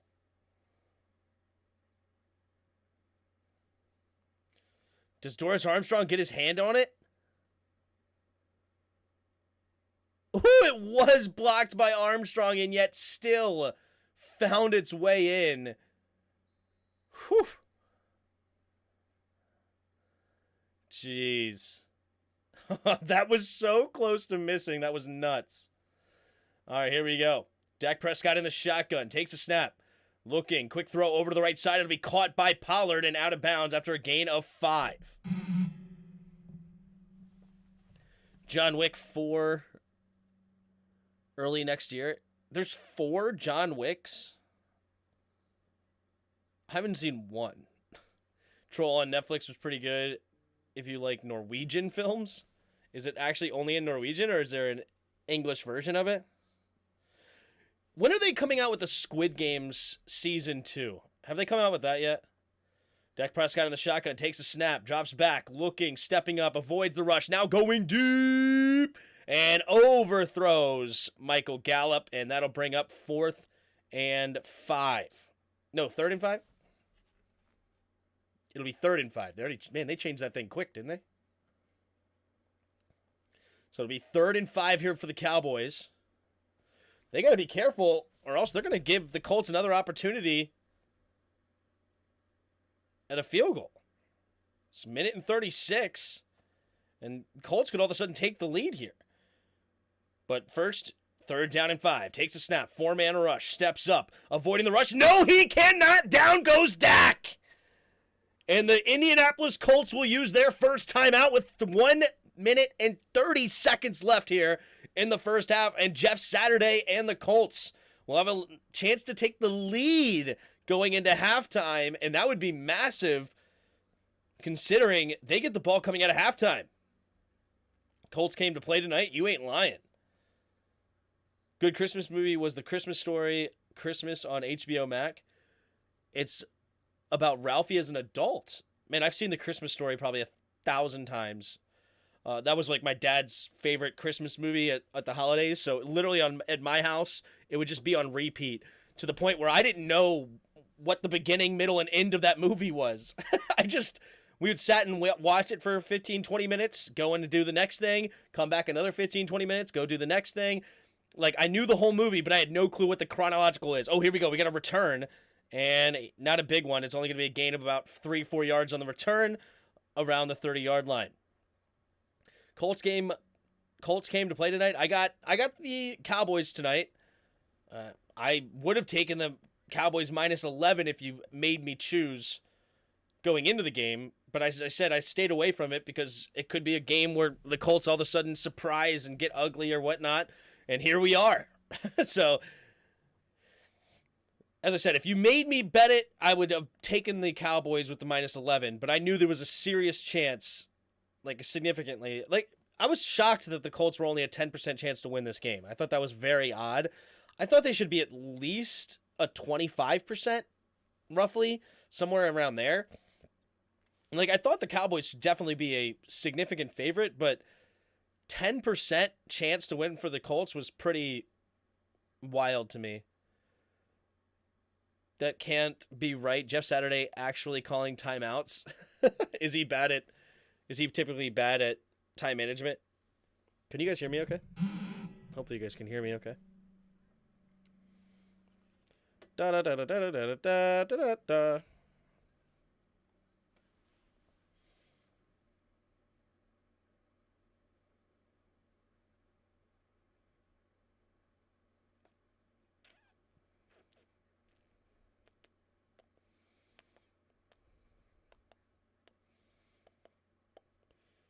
Better clock management than Rivera.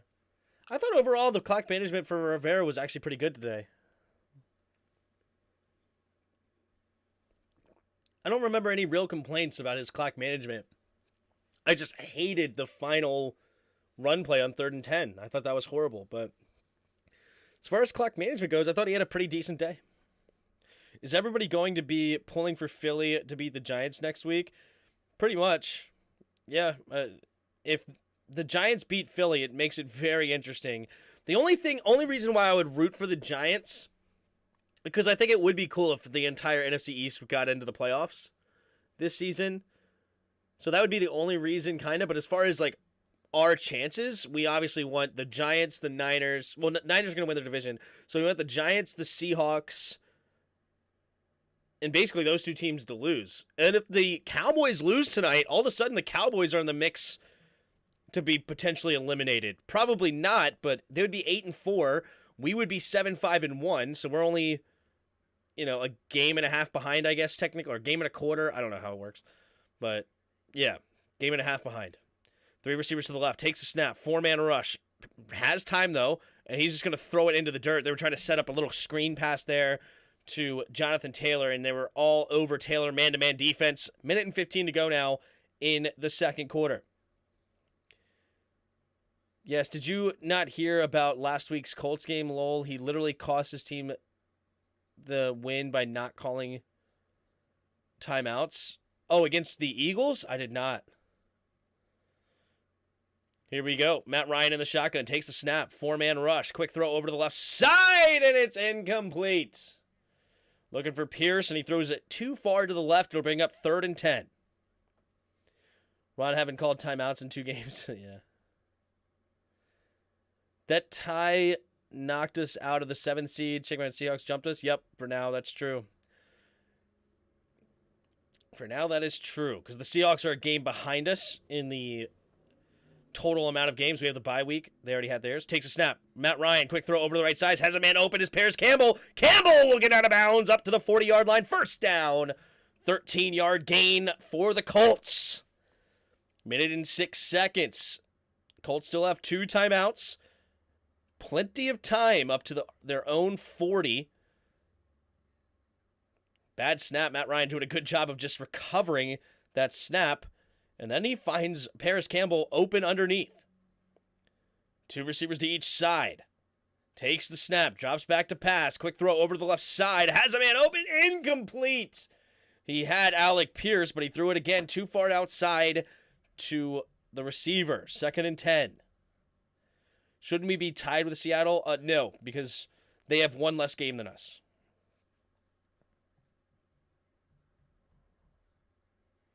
Relax. Commanders winning it all for Snyder's last ride. That's hilarious. Here we go. 2 receivers each side again. Minute and 3 seconds left in the second quarter. 2nd and 10.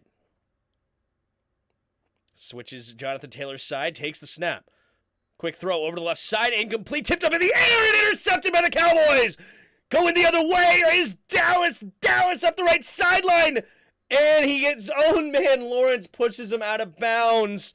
It's Hooker who gets the interception. And now the Cowboys already well inside field goal range. And they be knocking on the door for a touchdown here. Trying to take an 8-point lead. Ooh, did that hit the ground? Hold up. Wait a minute. Hold on. Did that hit the ground?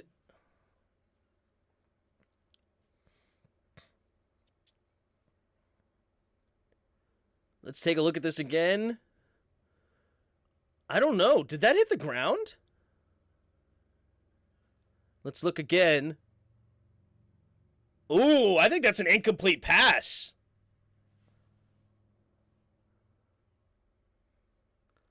Definitely out of bounds there. Hold on. There was a good this replay right here.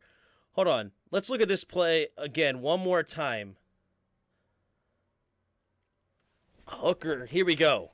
It's going to get tipped up in the air, go up, diving underneath, caught, and all right, it hits the ground, but does it bobble? So that's the difference. Is it's even though it hits the ground, it's got to be bobbled. So they're going to say it hit the ground, but it did not bobble, it looks like.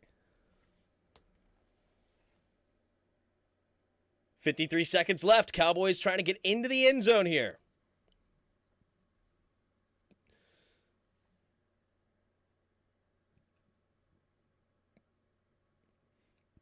Interception is confirmed.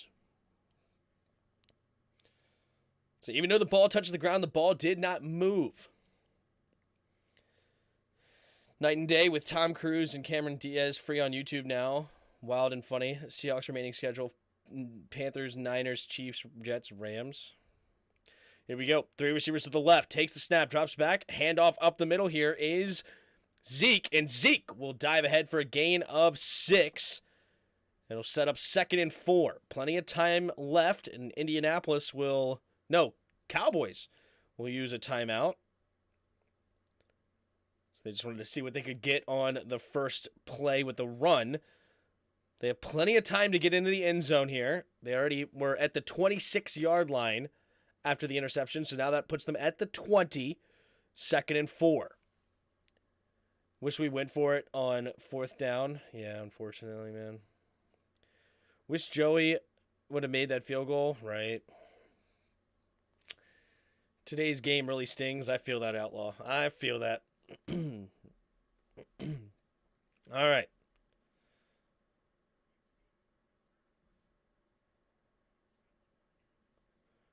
Here we go. 2nd and 4. 3 receivers to the left. Puts a man in motion. Takes a snap. Drops back. Looking. Throwing it to the right side. Has a man open. It'll be caught by CeeDee Lamb, but he dives down, and the clock continues to run. 42, 41, 40. They're going to try to get the play in quickly. Getting set up. Their first down up to the 14.5-yard line. Plenty of time. 31-30. 3 receivers to the left. Takes the snap. Drops back. Dak Prescott going to the end zone and nearly caught by Dalton Schultz. He tried to go up for it with great coverage. Was Franklin. And it's 24 seconds. Schultz had 2 hands on it, but Franklin was able to poke it away. Get that strong hand in there. Woo-hoo-hoo-hoo. Dalton Schultz, if he would have caught that if it wasn't for Franklin, so well done. Here we go. 24 seconds left. 2nd and 10 at the 14. Takes the snap. Delayed handoff up the middle here for Zeke, and Zeke will only get a yard on the play, and the Cowboys will use their second timeout here with 20 seconds left.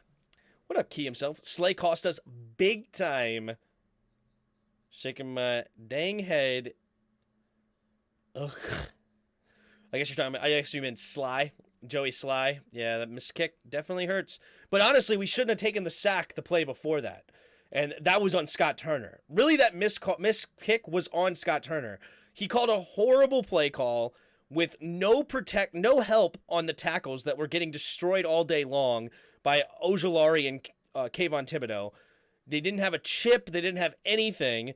Sure enough, Heineke has nowhere to go. Can't escape the pocket. Nothing. Gets tackled by 2 or 3 dudes at the same time. And we get out of field goal range. It sucks. Man in motion. Dak Prescott takes the snap. Looking. Steps up. Avoids the rush. Rolling to his right now. Throwing it underneath. It'll be caught by Gallup. Gallup will get into the end zone, and the Cowboys will go up here 20-13 pending an extra point with 13 seconds remaining, and that interception is hurting the Colts. That's why we need Wentz back as a fullback. Yeah. Kayvon Thibodeau one-on-one with the tight end. That wasn't Bates. Stupid, right?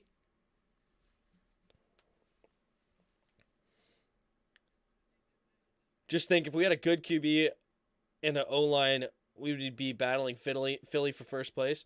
Here's the kick to the right, and it is good. So 21-13. Dallas on top with 13 seconds to go here. All right, is it time where Dallas pulls away, or the Colts do get the ball coming out of halftime?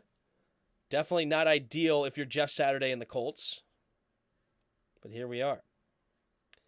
Just think, if we had a good QB, I would, an O-line, yeah. I still wouldn't put him one-on-one with Bates, but our rookie, no wait, our ROT was trash today?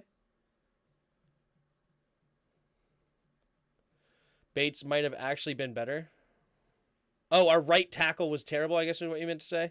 Or our tackles in general? Yeah, they're bad. Right offensive tackle. Okay, what you're saying. I see what you're saying. Just say RT for right tackle. LT is left tackle, RT right tackle. The ROT kind of confused me, but I see what you're saying. Washington needs a QB like...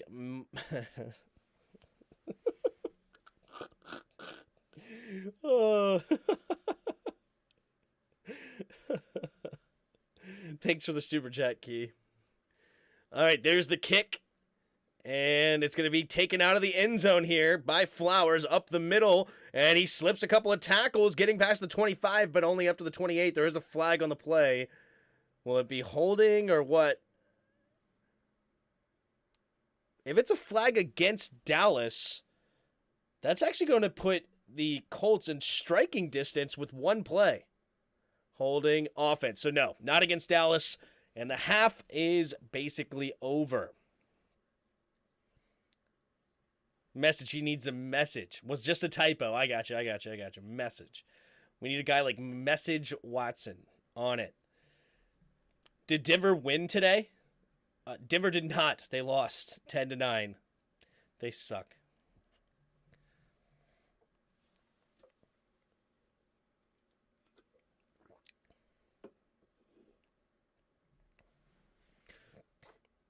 All right, there's the kneel down. All right, we got halftime. Dallas 21, Colts 13. Let's take a look here at the first half stats. We got Matt Ryan, 6 for 14, 98 yards, a touchdown, and an interception. He's been sacked twice. Dak Prescott, 12 for 20, 115 yards, 2 touchdowns, and an interception. One sack for 5 yards. Leading ball carriers, you got Ezekiel Elliott, 10 carries, 41 yards. And you have Jonathan Taylor, 12 carries, 55 yards. Tony Pollard, though, also having a good day, 8 carries, 34 yards, and a touchdown. You have 6 catches. Sorry, hold on. Leading receivers, you have Alec Pierce. He had 1 catch for 45 yards. And you have CeeDee Lamb, 3 catches, 48 yards, and a touchdown. Michael Gallup catching the other touchdown. Doolin catching the touchdown for the Colts. Leading tacklers, you have 3 guys with 6. Kwity Paye, Franklin, and Gilmore with 6 tackles for the Colts. And then you have 5 tackles for Wilson on the Cowboys. Wilson also has a sack. He's had a really good, strong day today. Stephon Gilmore got the interception for the Colts, and Malik Hooker got the interception for the Cowboys. McCaughlin, 2 for 2 on field goals, 1 for 1 on extra points. The second field goal got blocked, but still found its way in, and Mayer has made 3 PATs. All right, looking here at the team stats. We have 7 first downs for the Colts, 12 for the Cowboys, 208 total yards for the Cowboys to 140. Third downs, you have 5 for 10 for the Cowboys and 3 for 7 for the Colts. Penalties, 2 for 15 and only 1 for 15. So 2 for 15 against the Colts and 1 for the Cowboys. Turnover each team, and time of possession goes slightly to the Cowboys, 16-15 to 13-45. And that is the first half stats brought to you by me. Key himself. Seattle sold Denver a salvaged car for showroom pricing. You ain't lying. You are not lying. You know the deal. Check Twitter post. Yes, thanks for letting me know. Hit me up again at that. All right, Twitter post. Twitter post. All right, here we go. 49ers are signing QB Josh Johnson, former Commander, Redskin. Josh Johnson off the Broncos practice squad. He's got a special place in my heart, Josh Johnson, for coming in for the butt fumble. I was so happy.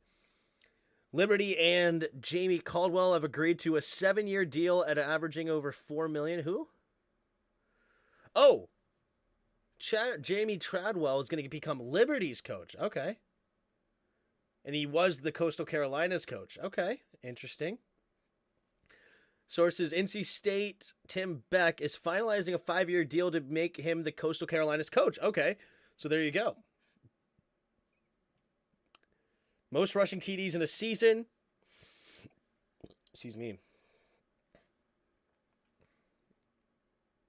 And Lions history, Jamal Williams has 14 rushing touchdowns.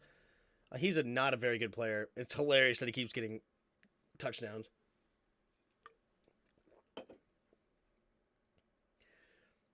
There's a first for everything. First time in college football playoff with neither Alabama or Clemson. Wow. And I think either one of them should have got in over TCU. I think that was really weird and not okay that they put TCU in the playoffs. Like, how in the world do you put TCU in the playoff when they just lost to Kansas State? Like, how is that anywhere near comparable to losing to LSU and Tennessee? What in the world is that? Do you think the coach at USC should have took out the QB after he got hurt? No. Caleb Williams should play. We should have attacked the Giants secondary with a big dose of Terry, Jahan, and Samuel. It is what it is. We'll see if the receivers were getting open. I don't know if the receivers were even open. This is the wrong time of year to play the Lions. I'm talking about Detroit. We should have attached... Sorry. Russell has been... Yeah, he has. Wrong, Josh. Couldn't they get Josh Rosen? No, Josh Johnson's definitely a better pick than Josh Rosen.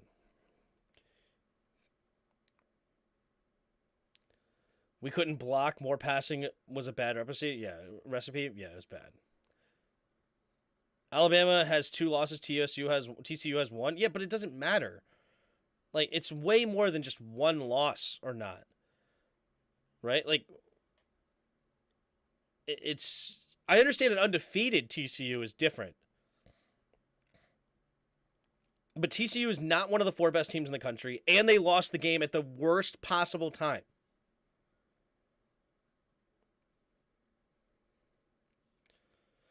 Losses matter when they it depends on when they happen. Losses early in their seasons don't weigh as much as losses earlier in the year. So, later in the year, I should say. So a loss right before the college playoffs should have knocked them out, considering that they're not a top 4 team anyway, right? Nobody actually if Alabama and TCU went against each other, and even at TCU, Alabama's still the favorite. The 4 teams in the college playoffs are Georgia 1, Michigan 2, TCU 3, and Ohio State 4. So not only did TCU get in, they were the 3 seed over Ohio State. Oh, OSU is 3? All right, they should have been 3. So that means TCU will play Georgia, and we'll see what happens when TCU goes against an SEC team towards the top of the SEC.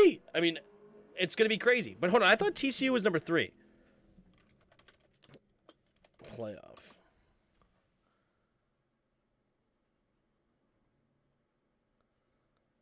No, Ohio State is 4. Ohio State's 4. Ohio State is to face Georgia in the playoffs. So now it'll be Michigan versus TCU, and we'll see what happens with Michigan versus TCU. Are you going to stream the national championship game? Yeah, I'll probably do all 3 of the college playoff games. When are those? When's the first one? College football playoff schedule.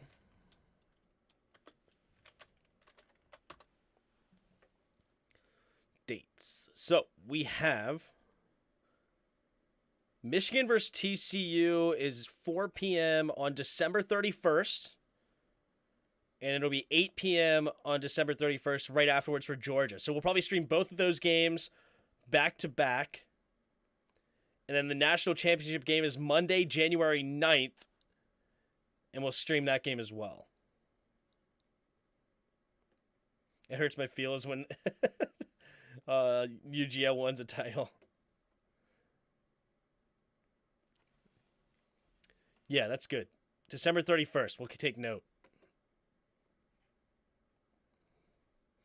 December 31st is a Saturday. All right, I got to talk to my wife as well. Yeah, we'll have to figure this out. But we will figure it out and we'll stream it. Bring the eggnog, yep. What are you streaming on the cruise? So right now I talked to ProTech and I'm going to try to figure it out, but I'm going to have ProTech be like the guy that hosts the stream, and me and him will do the stream together for the Niners game. And then I was going to do the same thing with Jairus, but Jairus is now going to the Giants game, so I'll have to figure something out, and so is ProTech, so I'll have to figure it out. Maybe I'll do that with Corey. I'll have to talk to him and go from there. Are you mad at running it on 3rd and 10? 100%. You should go see my reaction to it. I was stunned that they played for the tie and not happy at all.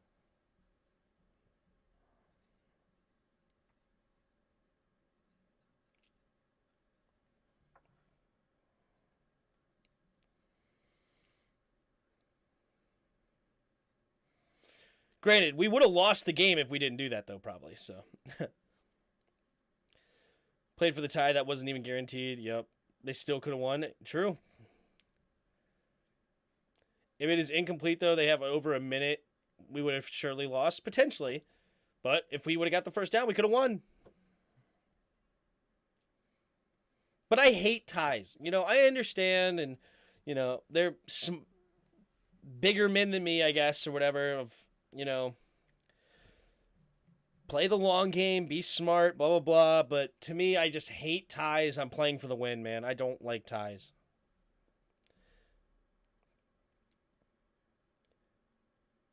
Why didn't we go deep in OT? I don't know. Well, first of all, I know one thing. Our offensive line couldn't block that long. Do you think CBS power rankings are going to move the Eagles and 49ers up or have them stay? 49ers should definitely move up. I don't know where they were, but they took down a top 5 team, so I think they should definitely move up at that point. And then Eagles should remain number 1. They destroyed whoever they played, Tennessee. They should stay at number 1. Then you have Buffalo should be up there. Chiefs lost, so they'll move down a couple of spots, but I think the Bengals are still a really good team. So I think I would probably have it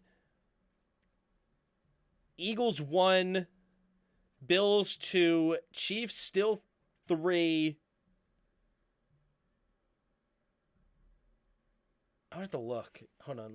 Let's look up the standings here. Let's pull it up. NFL standings. So we have Buffalo 9-3. Both Bengals and Baltimore 8-4. Tennessee 7-5. 9-3 Chiefs. 11-1 Eagles. 10-2 Vikings. Okay, so Vikings should be in there as well. I mean, they are 10-2 for a reason, right? So I would probably have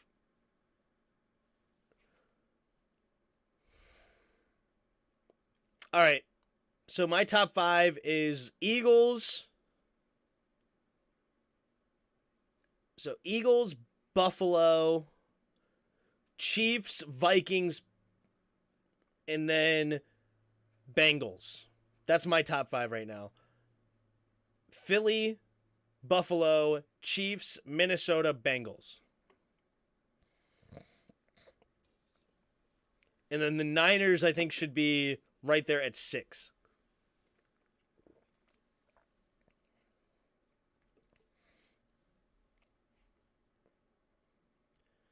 Tying makes me more uncomfortable than watching it.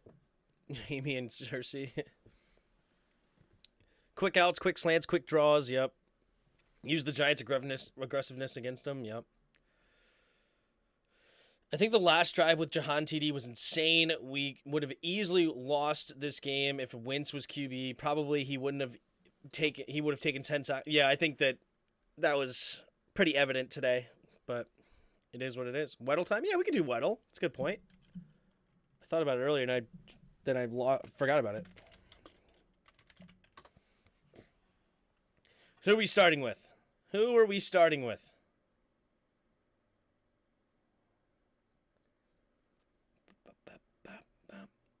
No, we just need to win 2. We got to beat all our 4. All right, Jimmy G. We'll start with the guy who got hurt, Jimmy Garoppolo. All right, so we got 6'1" or 6'2", a 29 or a 30-year-old, a low number. Who's 29 or 30 and a low number? It's not a quarterback, though, and it's not in the NFC, so we're going to the AFC side. Just thinking. The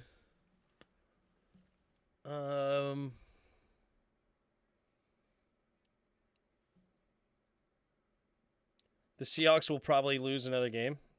No, it's not Jamar Chase. Jamar Chase is too young. So we have an AFC team. I don't know. Whatever, just to keep it going, I'll put Jamar Chase, but it's not him. So we do have a wide receiver, though, not in the AFC North, a 6-foot wide receiver. He's number 2 or number 3. Who's number 2 or number 3 at 29 or 30 years old? I should be able to get this in 3, and that's going to bug me.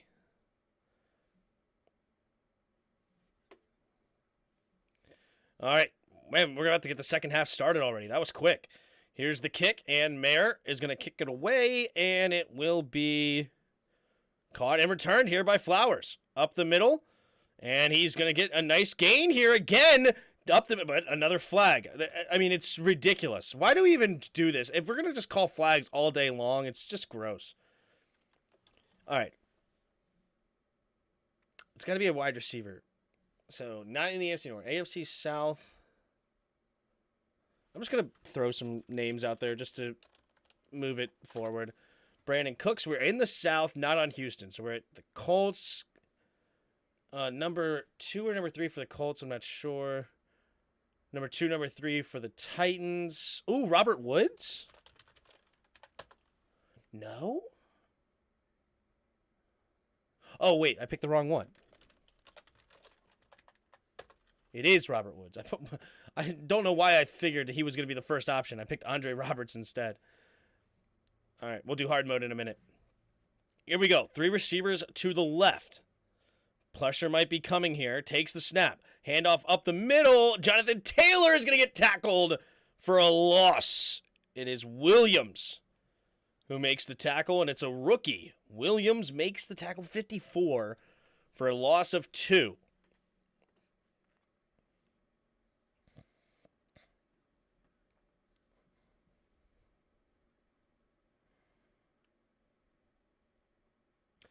All right.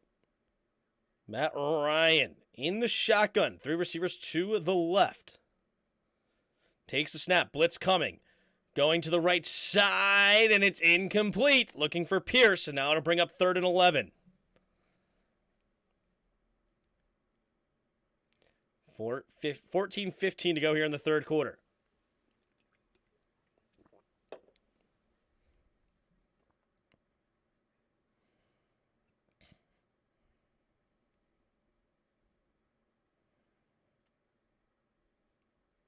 All right. 3rd and 11. Blitz, I'm sure, will be coming. Let's see. And this shotgun takes the snap. Blitz coming, and they're just going to hand it off up the middle. And he's only going to get up to the 10-yard line. Big hit on Taylor Wilson, making another tackle. And the Cowboys looking to go ahead and pour it on over the Colts. This Colts team is not very good. Matt Wentz, Russ, all busts.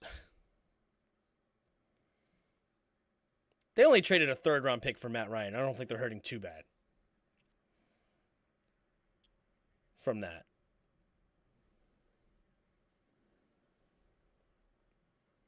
All right, there's the punt from the Colts. 13.5 to go in the third quarter. Catches it about the 49-yard line. He fair caught it. Mad at himself for doing so. But it is tremendous field position now for the Cowboys at the 49-yard line. Good Lord. Matt Ryan couldn't throw a dang pass. Yep. Yup. Yep. Yep. All right. Let's go to hard mode. We'll go with Matt Ryan since we're on hard mode. He's playing hard. Matt Ryan. Oh, we got on offense. A tall player on offense. Interesting. A 6'5" or 6'6". Probably an offensive guard or something, or tackle. Let's just go ahead and go. It's not in the AFC. Let's go Trent Williams. Trent Williams. We got the 6'5". He's not a tackle. So we can go guard or center. It's not in the NFC West. Let's do our boy. Actually, none of our guys are 6'5". Who's 6'5" in the interior of the line? I don't know. I'm just going to keep it going. Let's go with Andrew Norwell. Pretty sure he's only 6'4", though. No, he's 6'6". Okay, fair enough. It's not a guard, so is it a center? Or it could be a tight end. It actually still could be a tight end. A 6'5" tight end. NFC South. or West. We could go with Tommy Trimble.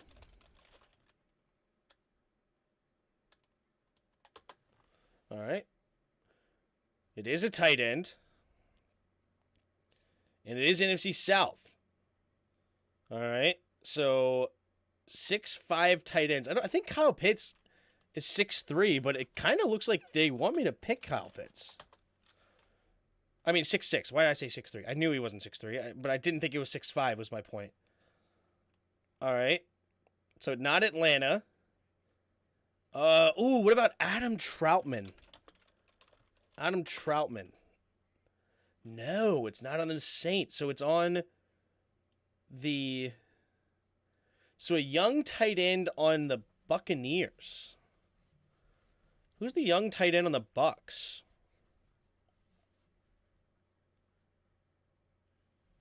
Think about it. All right, we're back. Under center, Dak Prescott puts CeeDee Lamb in motion, takes the snap, play action. No, hands it off, delayed handoff here to Zeke, and he gets a gain of 2. There is a flag on the play, though. While the ex-Seahawks hating on Russ, it is what it is. Not a very good leader, I guess. So I know they have Cameron Brate. Man, I haven't watched a lot of Tampa games this year. Basically, I haven't watched a Tampa game since week 1, I think, it was Dallas versus Tampa. That seems like forever and a half ago. Who is the backup? I gotta think about it. All right, here we go. 2 receivers each side. At the 41-yard line, takes a snap. Handoff up the middle here for Ezekiel Elliott. And it'll be a gain of 3, maybe 4. 13 minutes to go here in the third quarter.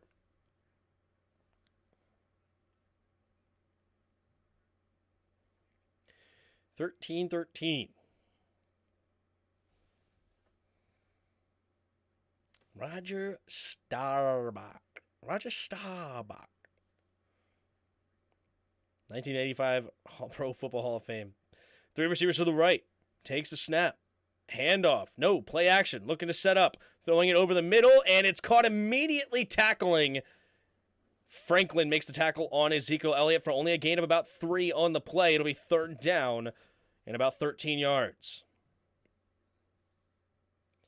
12:15 to go here in the third quarter. It's crazy how everyone hates Russell Wilson and trash talks him. Meanwhile, everyone quiet about Watson, right? It's weird. When you're a nice guy, you're going to get crapped on, right? Nice guys finish last. 3 receivers to the right. Prescott in the shotgun, takes a snap, drops back, looking, throwing it over the middle, and this one's going to be dropped by Pollard. They're going to try to just set up an easier fourth down. They can't do it, and they're going to have to settle for a punt. Dallas up 21-13 with under 12 minutes to go in the third quarter. And it's every time you think the Cowboys are just going to run away with it, they don't. We're in a weird spot.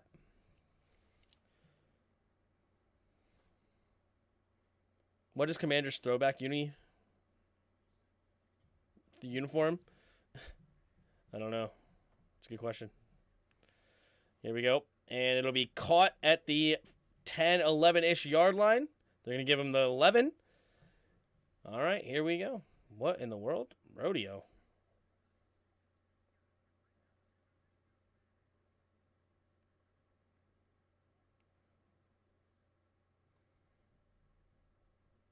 It's impressive.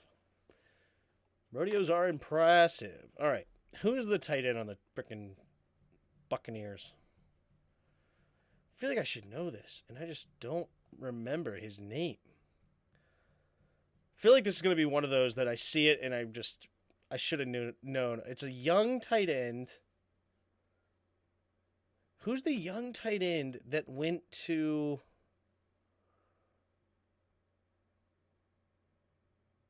the Buccaneers?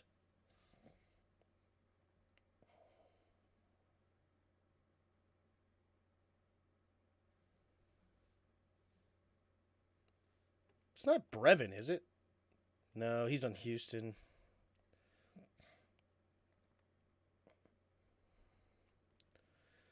Who is it? Mm-mm. What if our throwback was a Redskins jersey twice a season? Yeah, I think people would love that. Love that. I would.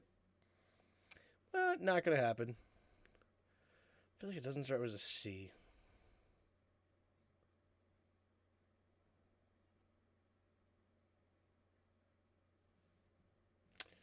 All right, I'm looking it up. I don't know.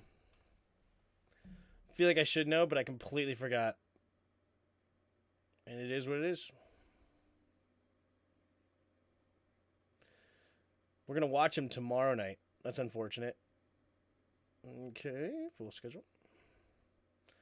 Depth chart. Tight end. Cade Otton. Oh, I have his freaking football card.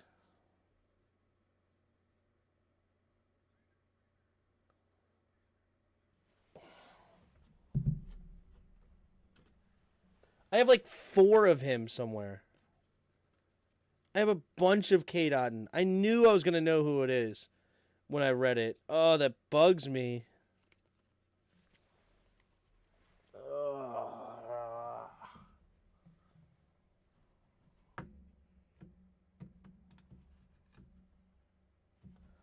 Here we go. Takes a snap, and we're going to quick jet sweep it to Campbell, and he'll get a gain of 2 on the play. But yeah, it's got to be Cade Otton. That's the young. Yep. Gosh, I should have known him. Here we go. 11:28 to go here in the third quarter. 3 receivers to the right. Matt Ryan under center. Matt Ryan takes a snap. Handoff up the middle here. Trying to bounce it out. Now he somehow gets over to the middle of the side, makes another guy miss diving ahead. And then he fumbles, but that ground is going to cause the fumble. So certainly it's going to be ruled down at about the 31-yard line. We didn't run a jet sweep all game. Yeah, I don't know why we didn't do that. It's really weird. Oh, what up, Douglas? Can we say now officially Burrow owns Mahomes, right? 3 receivers to the right. Takes a snap. Handoff up the middle, and it will fighting for extra yards. Look at him go! Jonathan Taylor is trying to make a difference today. You can see the want to by Jonathan Taylor. Mosley's not in the Hall of Fame. The kicker? Is he really? Or is he not? Is he not? He won MVP as a kicker. I feel like he should be in. Here we go. 10:15 to go in the third quarter. 2 receivers each side. Matt Ryan under center.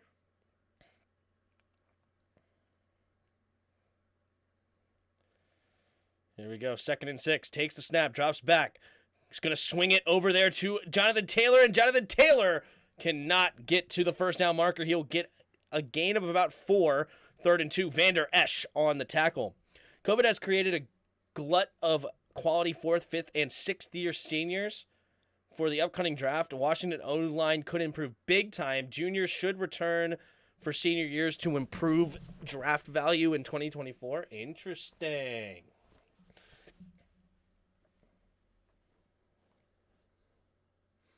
That's going to be interesting. Will COVID actually push the draft process farther? And will it actually make the quality of draft players deeper for longer? Takes a snap. Drops back. Matt Ryan, quick throw over to the right side. It'll be caught by Alex Pierce for a gain up past midfield. And here come the Colts. 9 minutes to go here in the third quarter. Do you think Logan Thomas regressed this year to his ACL? Of course. Yeah, definitely. Definitely Redskins the Brave.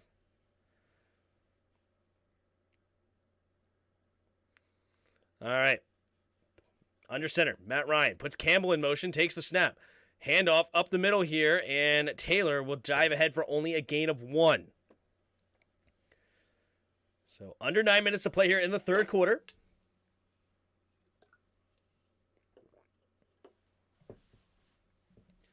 Mosley's not in the Hall of Fame. Interesting. Interesting. 8:23 to go here in the third quarter.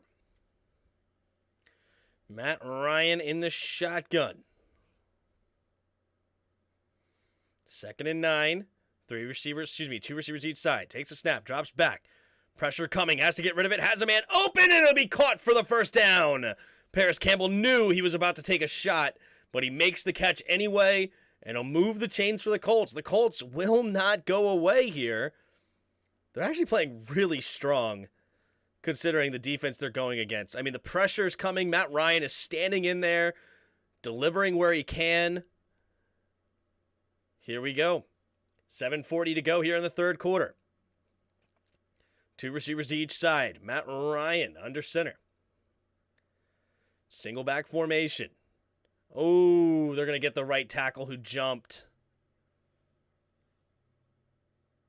Number 73. That'll move him back, and it will be Kelly who gets called for the false start. So now that's going to be 1st and 15 for the Colts.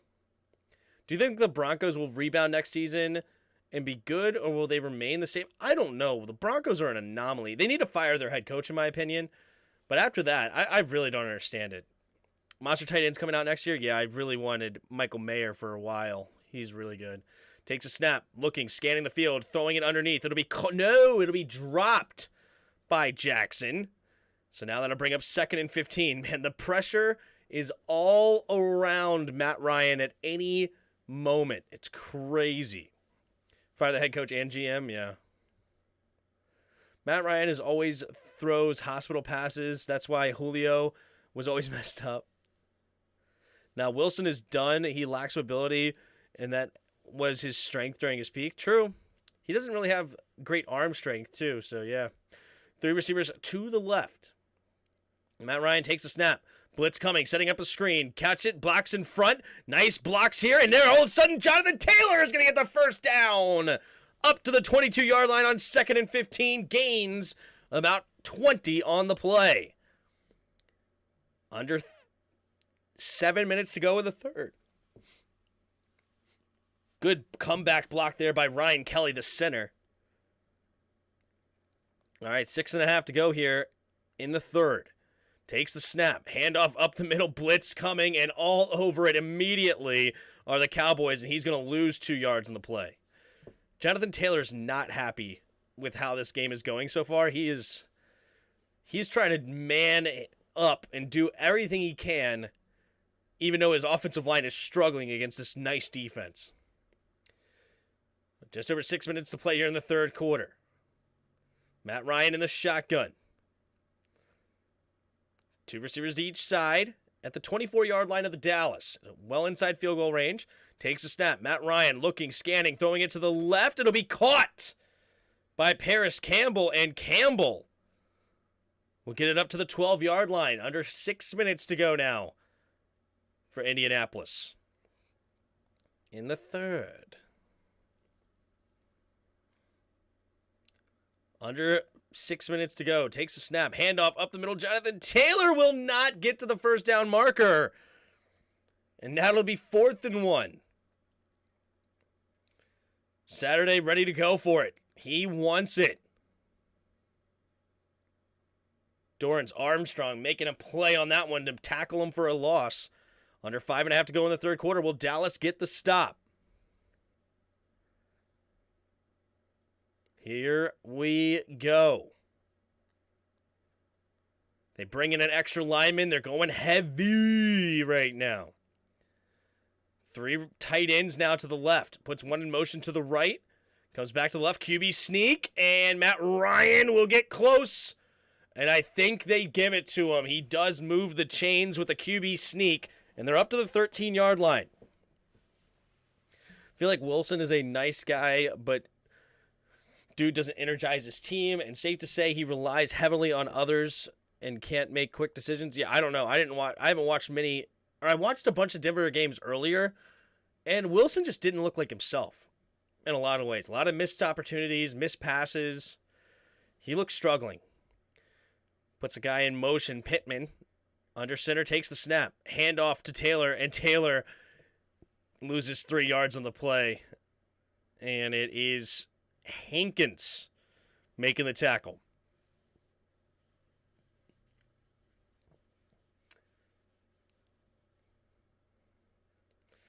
Who misses this block here?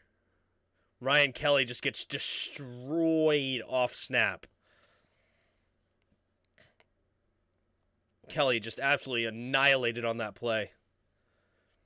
Under 4 minutes to play.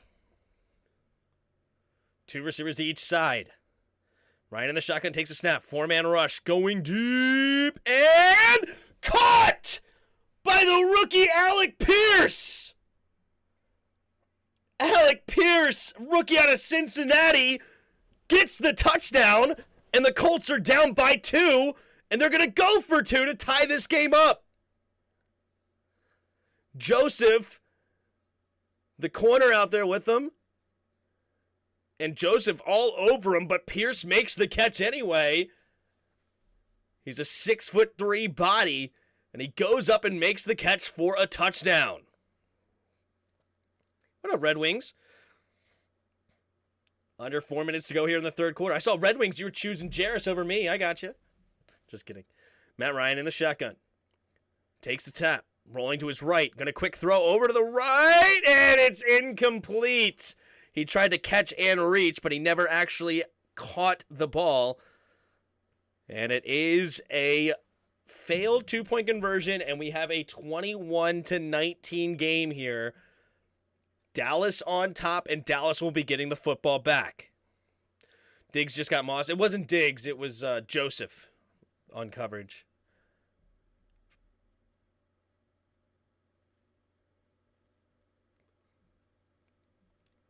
Yeah, the nice guys finished last in the AFC, yeah. He's got a happy he's not on Home Improvement anymore. Oh, wait, that's not Jonathan Taylor. It's Tim Taylor. Tim the Toolman Taylor. I'm pretty sure one of the reasons I was named Tim is because of Tim Allen. I think my mom was a fan. My dad may have been a fan of Tim Allen, too. One of the reasons... I think they both like, and I do too. Tim Allen's good. I like Tim Allen. But Tim the Toolman Taylor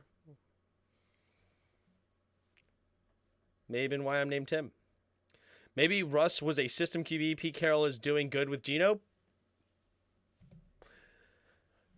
I think in his younger days he was more than just a system QB, though. He made a lot of off-schedule, crazy things happen. He definitely had some fortunate circumstances, though. That defense was great. Marshawn Lynch in that run game was great.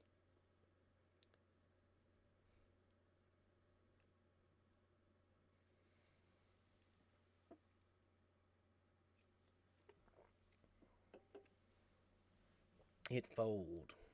Make a wiggle or show.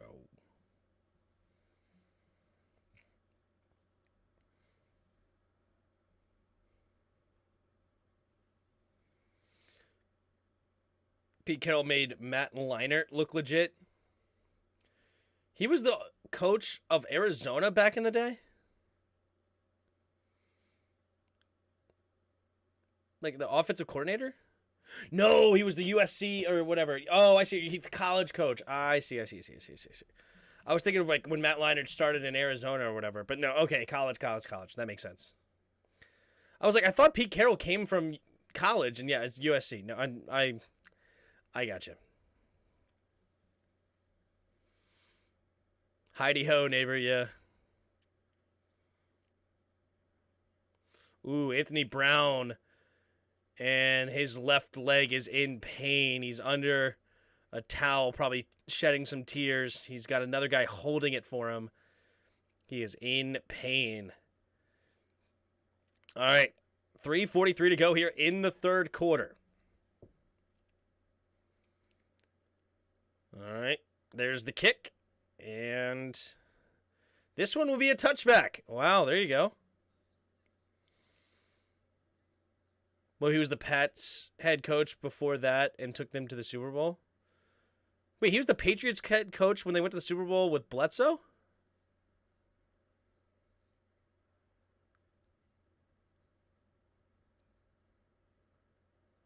Back when they played Green Bay in the Super Bowl? Huh. Interesting. Under center, Dak Prescott. Takes the snap, pitch play. Nope, fakes it. Now rolling to his right. He's going to throw it underneath. Gets the tight end, and the tight end will dive ahead for a gain of about 3-4 yards. It's Ferguson on the catch. Ferguson. And it's 3.5 to go here in the third quarter.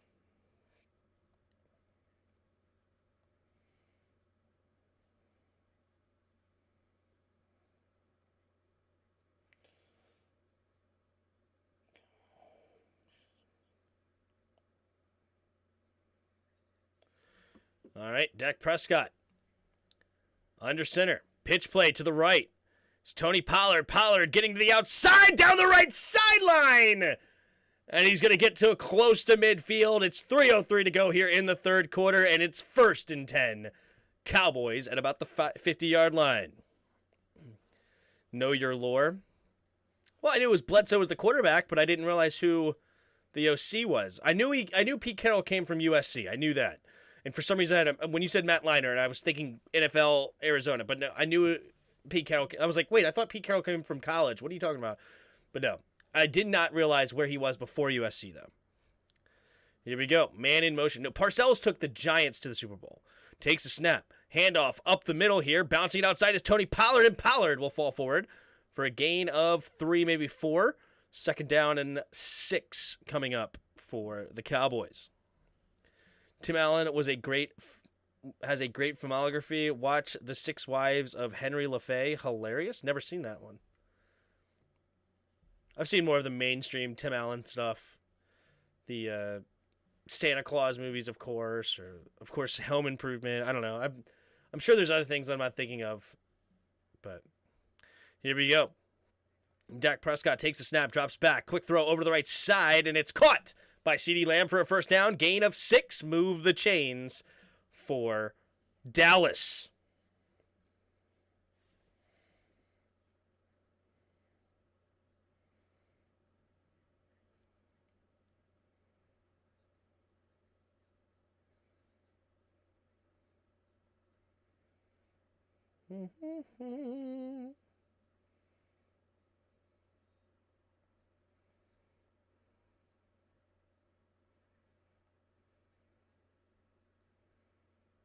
All right, here we go. Takes the snap. Handoff up the middle here. And Zeke Elliott will dive ahead for a gain of 4. It'll be 2nd and 6.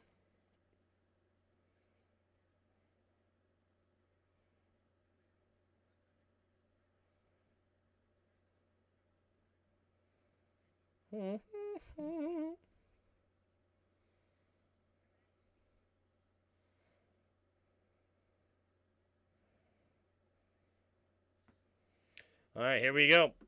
2nd and 6. 47 seconds to go in the third quarter. Dak takes a snap. Play action. Looking, stepping up, going to the right side, and it is intercepted!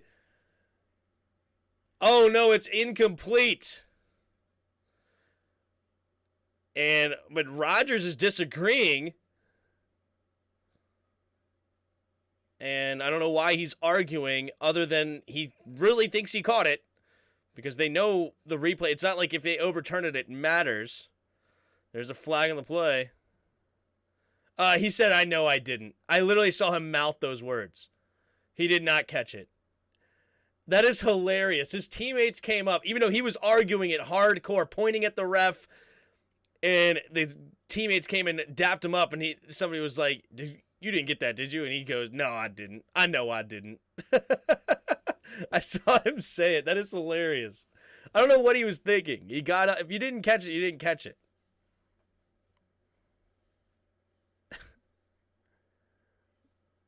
He's wearing a Ronald McDonald shoes. Yeah, I see that.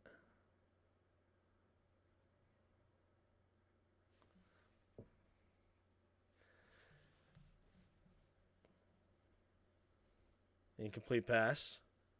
After the incomplete, personal foul, number 44. Wow. Personal foul 44. It didn't say what he did. And what is going on? That is definitely an incomplete pass from Rodgers. So the corner, Rodgers.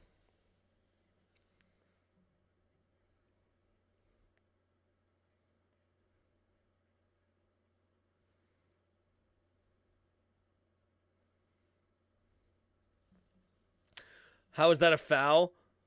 Because of the head-to-head contact. A head-to-head blindside block got him the penalty. So up to the 20-yard line. All right, takes a snap. Now he's going to quick throw over to Michael Gallup, and Gallup will get it at the 21-yard line.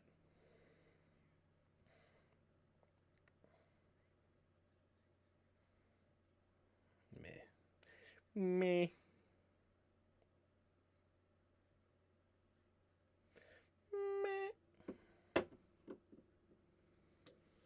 Here we go. And this will bring us to the end of the third quarter. So Dallas up 21-19. It'll be 2nd and 10 when we come back. And so Dallas will look to try to punch it in here. Or will they be held to a field goal? And then the Colts will have a game here. Dwayne Charles Parcells. Helmet-to-helmet block. Nice tackle, yep. The tuna? Richard, if I gave a crap, I would have answered. What's Bill Parcells' real name?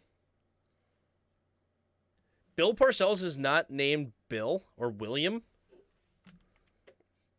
Is that true?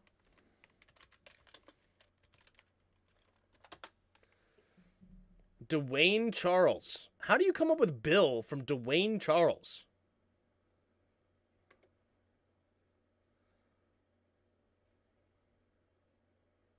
He's also nicknamed the Big Tuna. What?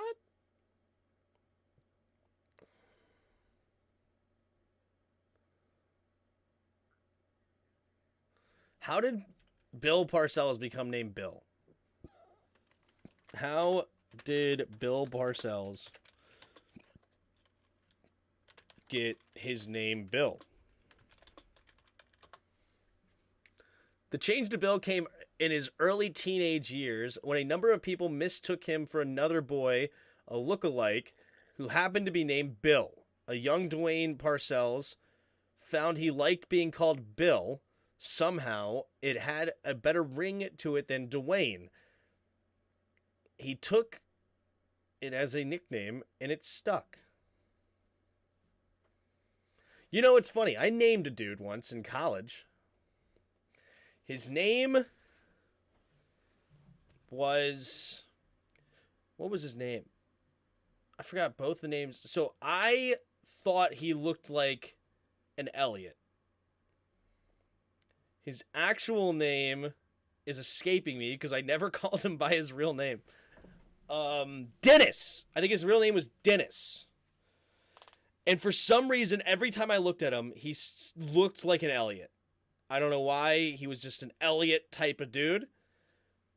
So one day I called him Elliot for like the 4th time. And I was like, dude, can I call you Elliot? And he goes, go ahead, dude. I hate the name Dennis. So then everybody started calling him Elliot after that. And there you go. He was wanting the Bills head coaching job and thought it would sweeten the deal. Yeah. So he identifies as Bill, yes. Bill does sound better than Dwayne. How the poll changed. What? Tim, you only going to live stream Sunday night game next week? Probably. We'll see. I don't know. It's up in the air. All right, man in motion. Dak Prescott in the shotgun. Takes a snap. Dak looks, quick throw. Over to the right side is Zeke Elliott. And Elliott will go out of bounds for only a gain of nothing. 3rd and 10. Rodney McLeod making the tackle. Shout out to Dennis, whoever it is. Yeah. Or Elliot. Whatever his name is.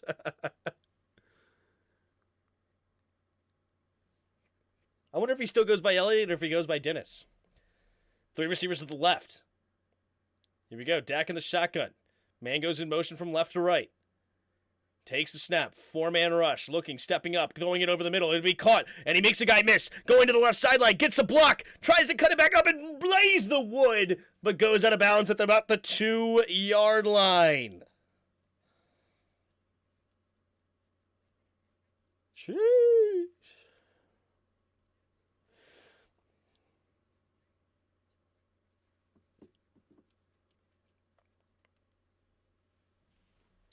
What a big hit.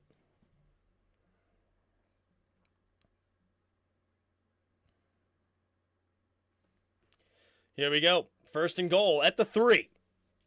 Takes the snap. Looking, going deep into the end zone. Is it caught? Inbounds. It is. Michael Gallup gets the touchdown. And Cowboys will go up by 8. And I'm sure they'll go for 2 here. Wow.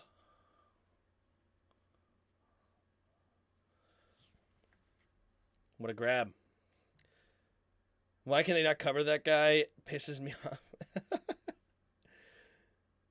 Nice catch by Michael Gallup in the back of the end zone. Rodgers on the coverage. And the Cowboys will settle for a PAT here, up by 8. Takes the snap, the hold, the kick is up, and the kick is good. So, with that being said, it's a 9-point game. So they want to maintain a 2-possession game. So the Colts could theoretically get a touchdown and a field goal to win it now that they didn't go for 2. But they did not let the Colts off the hook with a touchdown and 2-point conversion to tie.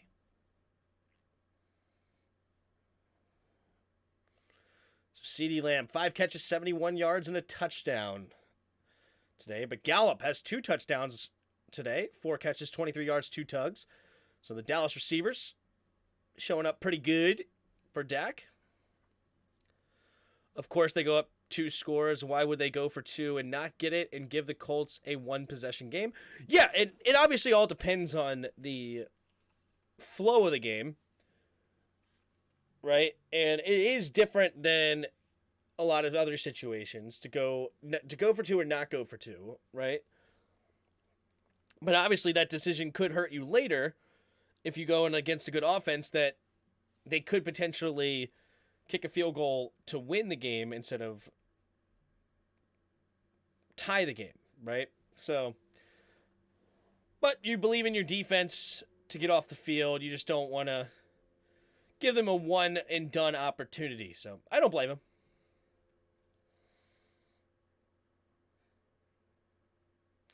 Liberty, liberty, liberty.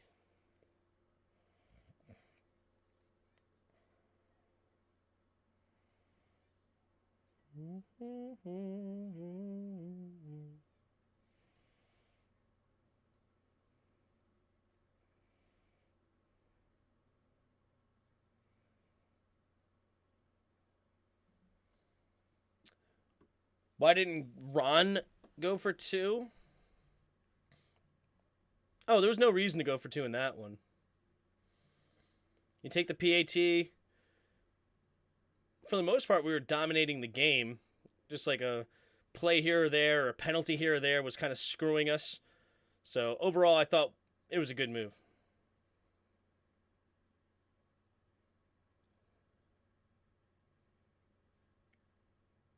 So 28-19. Dallas on top. What does it mean?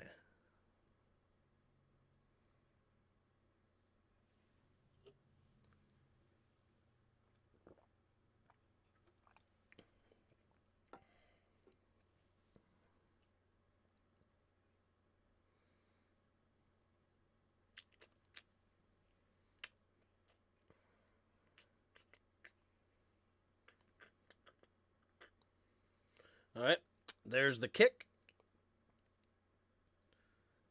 14 minutes to go, and here is the kick. All right, bouncing it outside, cutting it up the middle, and slipping a tackle and out of bounds for the Colts.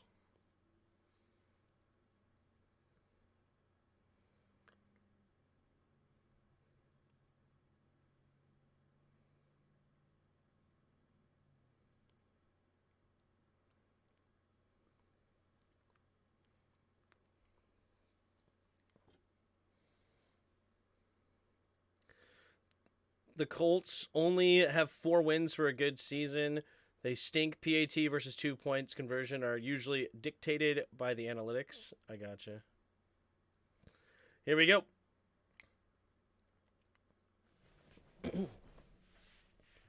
Matt Ryan under center.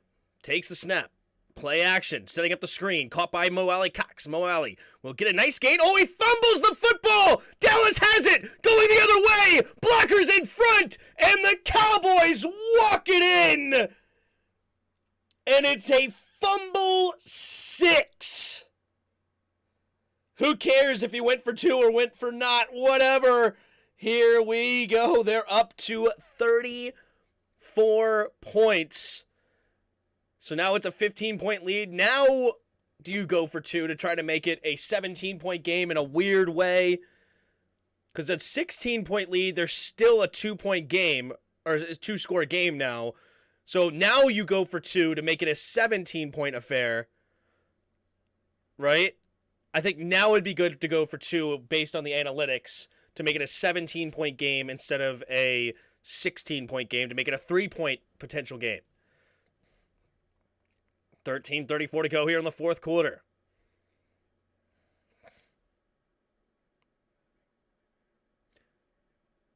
The Colts finally showed up. It took 3+ quarters, but they eventually showed up. Yeah. The bad ones. The bad Colts. The standard Colts. I think if there wasn't 1:45 left, he might go for 2. But yep, they're going for 2 here. Dak Prescott in the shotgun. Puts man in motion, takes a snap, going to swing it out there to him. And, oh, he's going to throw it in the end zone and incomplete. And so now it'll be a 15-point game, 34-19, 13 and a half to go in the fourth quarter. Yikes. Hope that Chargers game gets bumped for the Eagles.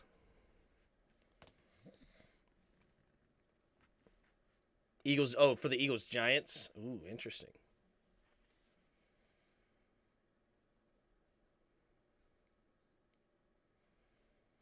What time are they doing that game next week?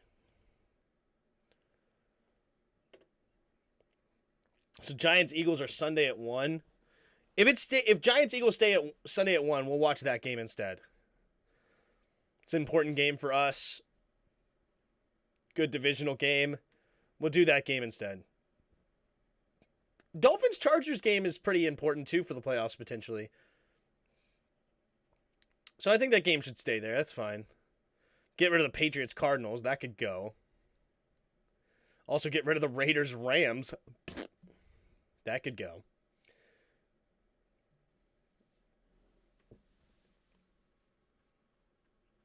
Yeah, I don't know. Didn't the Colts do the very same thing against the Eagles? Hung in there until they imploded. Yeah, they had a 6-point lead in the fourth quarter, and the Eagles had to score a late touchdown to win 17-16. I don't really hate Jeff Saturday as a coach. I just think his team is not very good in many ways. I got a hot take for Ron Rivera. I don't hate the decision to tie. I understand. And it's the correct move. I get it. I know I'm being hard-headed. I just hate ties. I don't like playing for ties. I don't dislike tie. I hate everything about a tie.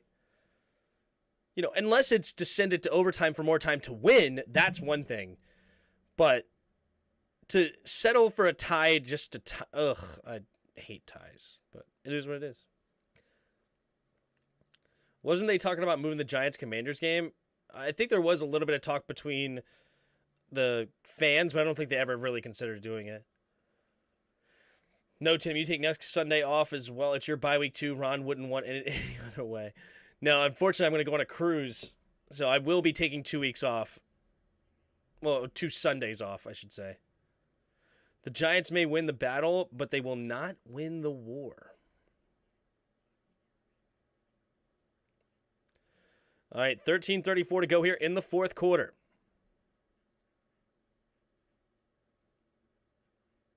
All right, we have the snap, the hold, the kick is up, and the kick is going to be returned here at the goal line. And Flowers running to the left side, and it'll be tackled at the 21-22 yard line. I really don't understand what is going on with how many kick returns we've had. I've never seen a game with this many kick returns. We've had 5 returns for the Colts and 3 for the Cowboys. What is the most in a single game that we've had return-wise? No, now we have 6 returns, excuse me. 6 returns for the Colts, 3 for the Cowboys. Don't get seasick, though. I fortunately don't really get seasick, so that's good. Especially not on a cruise. Did you ever wear a tie at your... Did you even wear a tie at your wedding? Oh, that's a good one. That's a good one. Remember when Cousins... who's hurt? I don't know. Some special teamer. Hopefully he's okay. Remember when Cousins was the Washington QB against the Falcons in OT and threw that INT? Yep. Ryan Grant was the intended target on the left sideline. Ryan Grant fell, picked it off, ran it back the other way. I do remember that. I don't remember who caught the pick. But tough game.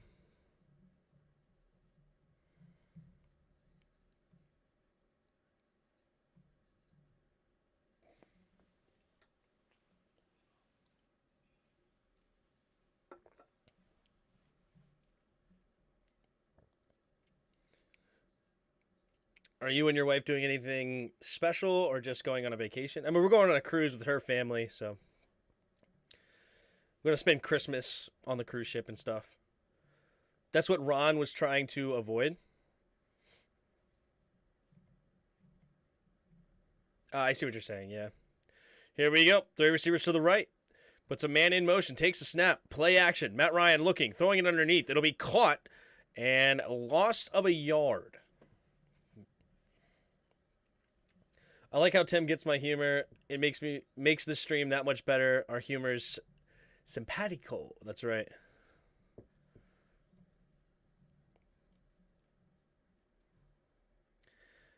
"13 minutes left here in the fourth quarter. Dallas up 15. Colts in trouble. They ain't dead yet, though. Plenty of time. 13 minutes to go. Let's see if they can't get something going here on 2nd and 11. Takes a snap.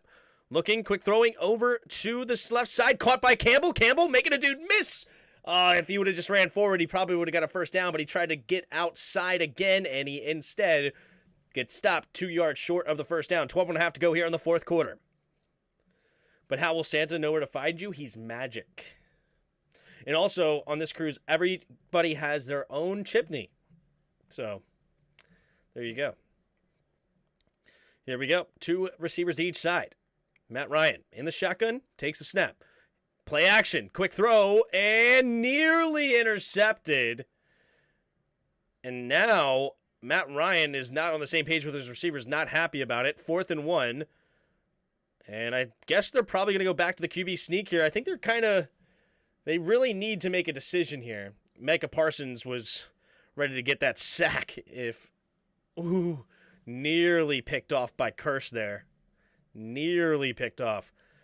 Okay, 3 receivers to the left, and Matt Ryan is not under center, so QB sneak is not likely.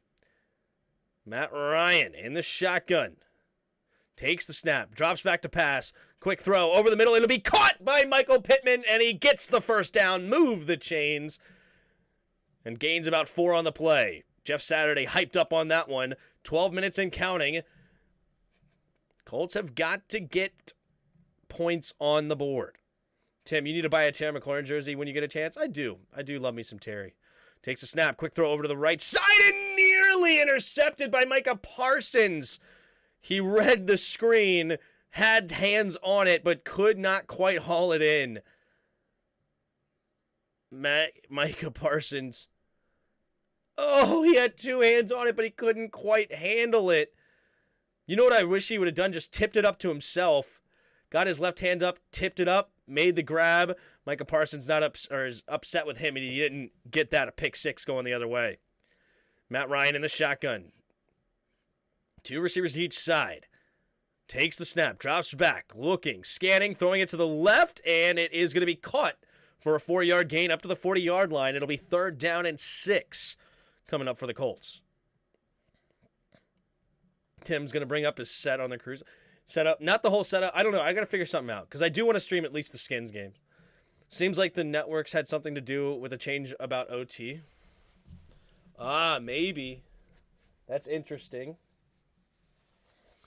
11:15 to go here in the fourth quarter. 2 receivers each side. 3rd and 6. Man in motion. Now 3 receivers to the right. Takes a snap. 4-man rush. Matt Ryan has time. Going deep to the right. And it's intercepted. And it's another interception. Nobody was open. He tried to force it in, giving his guy a chance. And it's intercepted with 11:01 to go. Trying to get it to Granson, and Granson had to play defense on that one. Not high enough and outside for only his man. He left it too far in, and Matt Ryan gets the interception. If only the Colts had a QB like Wentz.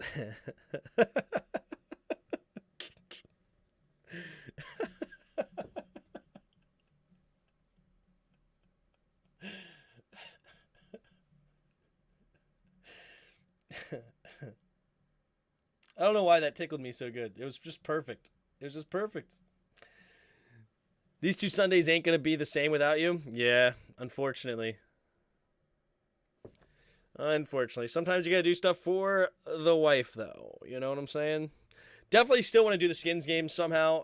You're not going to do the Skins games. You're going to be enjoying the cruise. And I said, absolutely not. Screw you. I'm going to do what I want. I'm already missing a bunch of work and a bunch of stuff because I'm going on this cruise. But I'm watching the Skins game. If I'm watching the Skins game, I may as well call the Skins game. Am I right?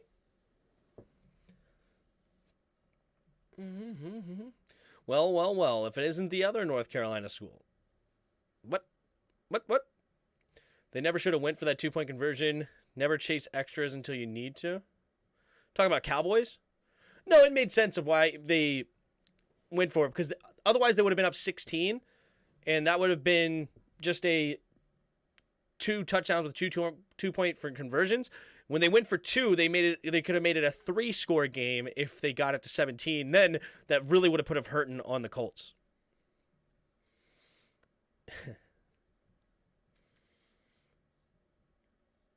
Will Jeff Saturday be the head coach of the Colts next season? I would venture to say no.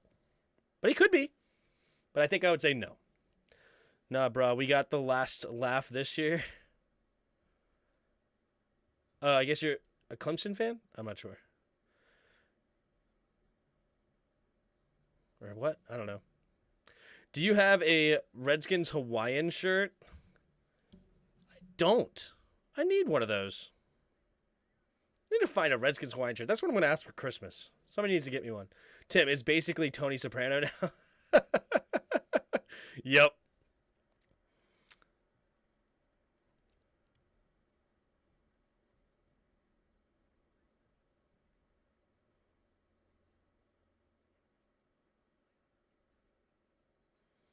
Here we go. 11:03 to go here in the fourth quarter. Dak Prescott under center. Takes a snap. Handoff up the middle. And it will be back to the line of scrimmage. Goes Tony Pollard. No gain. 2nd and 10 at the 47-yard line coming up. How am I supposed to feel after a tie? Meh. That's it. It's not bad. It's not good. It's just meh. Oh, you're a Duke? I gotcha. I'm a Terps guy, baby. Terps, baby. Here we go. Makes a man in motion. Dak Prescott in the shotgun. Takes a snap, drops back. 4-man rush, stepping up, going to the right side, and it is going to be caught by Dalton Schultz. Tackled him at the 20-yard line. And another first down for the Cowboys. Really ready to blow this game wide open here with just over 10 minutes to go in the fourth quarter. The Eagles beat the Giants. We get the 6th spot in the playoffs. True. And if the Seahawks lose, what does that mean? Well, we have to have the Seahawks lose too. Seahawks and the Giants have to lose, and we steal their spot. Takes a snap. Pitch play to the left is Pollard. Pollard has blockers in front. Getting to the outside. Has another blocker. Now he stiff arms again, and he goes into the end zone, and the Cowboys have gotten another 40-burger. 40-19, pending an extra point. And I guess now it's just go for one. It doesn't really matter now, I don't believe. Right? Because it's 40. If 41 to 19 would be 22 points. 23 points, I guess, would make it a little bit harder. Because what is four? No, it doesn't really do much. So I guess just the extra point is what it is. Go up 41 to 19. Pollard single-handedly saving my fantasy. Nice. Well done. The snap, the hold, the kick is up, and the kick is blocked! And he scoops it up, and anger will push it out of bounds, but the PAT is blocked. And it's 40 to 19. This is a weird game.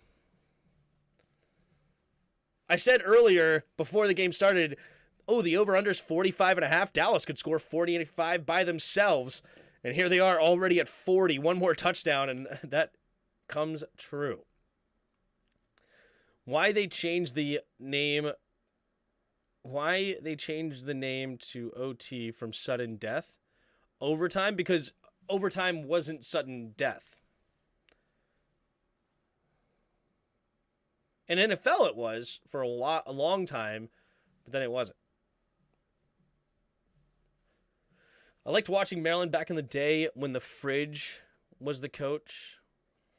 I didn't really watch Maryland football, like, ever, really, to be honest with you. It's more a Maryland basketball guy with Gary Williams. A bunch of those teams through the years.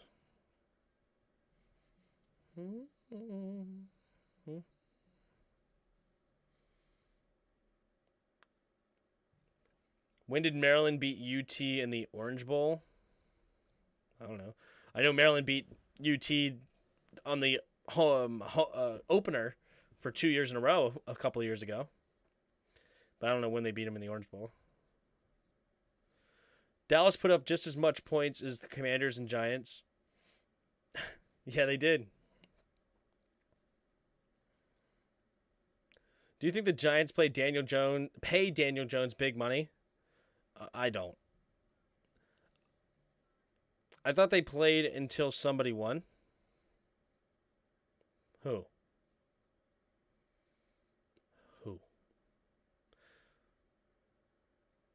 Do you remember Mello Trimble? Yep, I remember Mello.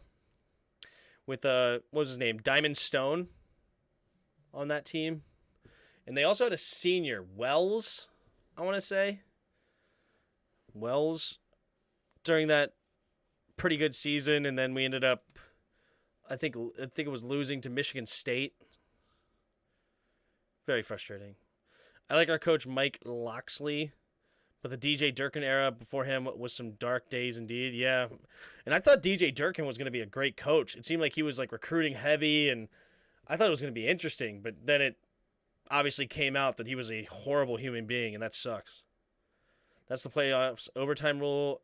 It's different for the regular season. Yeah. Do you think they should make playoff overtime rules the same as a regular season overtime? No. I think that they should go to the college format after 10 minutes, is what I think. So there's a winner determined. All right, Mayer. There's the kick. And it will be a touchback. Finally, the Colts don't return one. Mayer just kicks it out of the back of the end zone so he can't return it. And it's 9:46 to go here in the fourth quarter. Colts will have the football to try to make it somewhat interesting. They were the same then the Bills threw a hissy fit. What?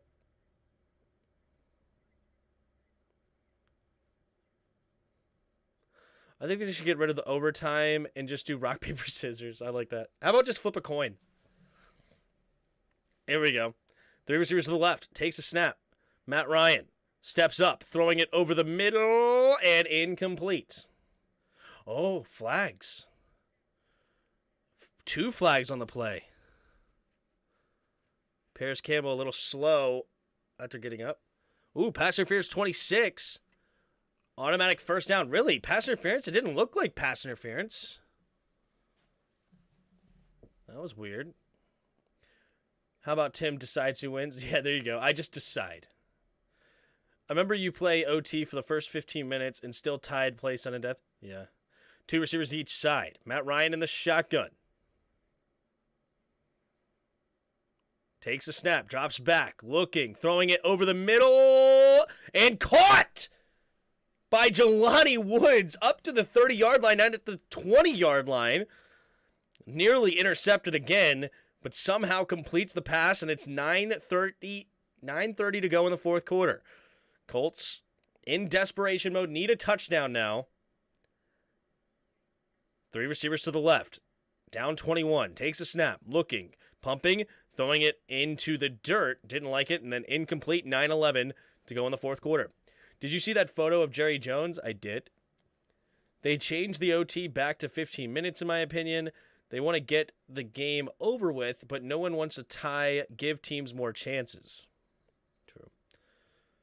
Maybe an old school game of Monopoly to decide overtime. The Monopoly game takes longer than the entire game. Here we go. Man in motion. 2 receivers each side. Takes the snap. Drops back. Looking. Scanning. Throwing it to the left side. And, oh, they're fighting for it. Oh, they're going to say, no, it's going to be caught. Interception. Tallis gets the ball. And this defense is really pouring it on. This is what happens when you have a top-notch defensive coordinator. When you have a big lead forcing them to throw, you just get your players in the right position, and it's just interceptions, turnovers, like all over the place. Fumbles, just sacks, pressures. So much going on. And Matt Ryan, upset with himself in this game, has gotten out of hand. If we had tied the Eagles and they went out, will it be in wait, and then went out, it will be perfect season for them. Takes a snap, spin move, and up the middle goes Zeke, and Zeke will get a 2-yard gain on something that probably should have been a 2-yard loss. How about them having a singing competition for the win? Yeah. If we had tied the Eagles and they won out, would it have been a perfect season for them? No, it would not have been a perfect season. And how you know that, like, besides the kind of obvious or whatever, but how you know that is, if you go here, takes a snap, hand off to the left side, Zeke trying to cut it up, and nowhere to go, he's going to lose a yard on the play. So if you look here, so there's a 17-game season, right? When you win all the games, you obviously get 17 points, and then if you divide by 17, you get 1, right? This means you had the perfect season. If you have a tie, only gets you 0.5, so that would be 16.5 out of 17. So you have to divide by 17, and then you only get a 97 winning percentage instead of a perfect 1,000. So there's the mathematical reason of why it's not a perfect game, a perfect season if you tie once. Takes a snap.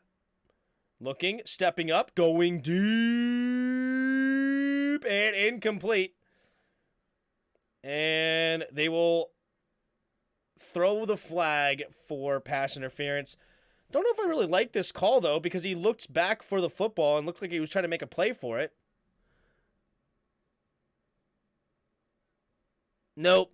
He didn't look gnarly enough.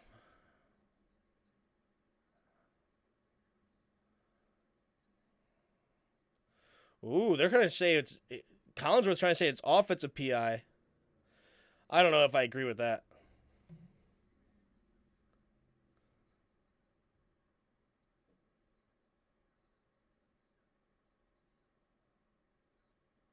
Interesting. Takes a snap. Handoff up the middle here. Nope. Now bouncing it outside. Zeke Elliott into the secondary. Oh, gets tripped up at the 5-yard line. Ezekiel Elliott, they're trying to get him into the end zone here with 7:20 to go in the fourth quarter. How much money can I bet right now on anytime touchdown for Ezekiel Elliott? I think they're going to get it to him. It's all locked. Oh, I want to bet Ezekiel Elliott anytime touchdown right now. What's the spread? They're going to get a touchdown.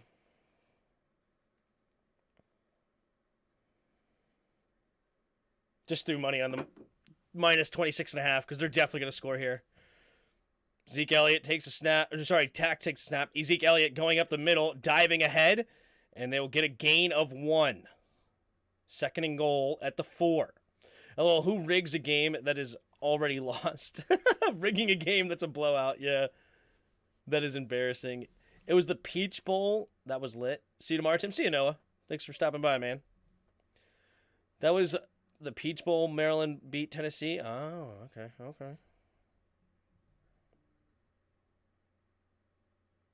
Here we go. 19-40. 3 receivers to the left. Dak Prescott in the shotgun. Takes the snap. Drops back. Hand off to Ezekiel Elliott. Ezekiel Elliott will dive into the end zone and get there. And it's 46-19 pending an extra point. Zeke Elliott. Oh, it was a jack in the box, and then he's eating. That's kind of funny.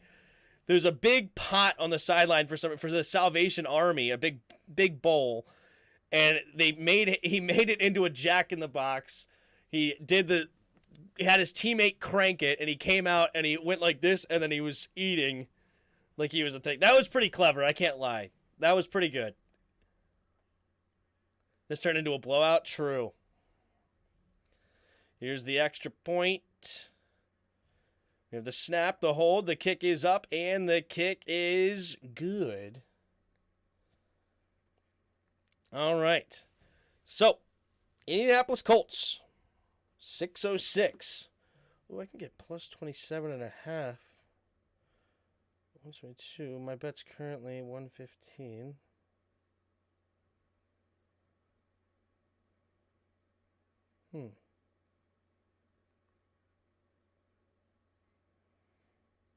Okay. Well, I just guaranteed myself. No, I didn't. I'm an idiot.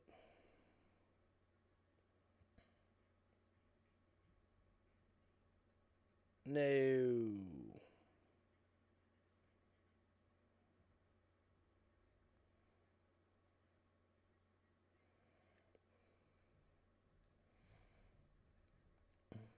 So they have a 28-point lead as it currently stands. 28-point lead.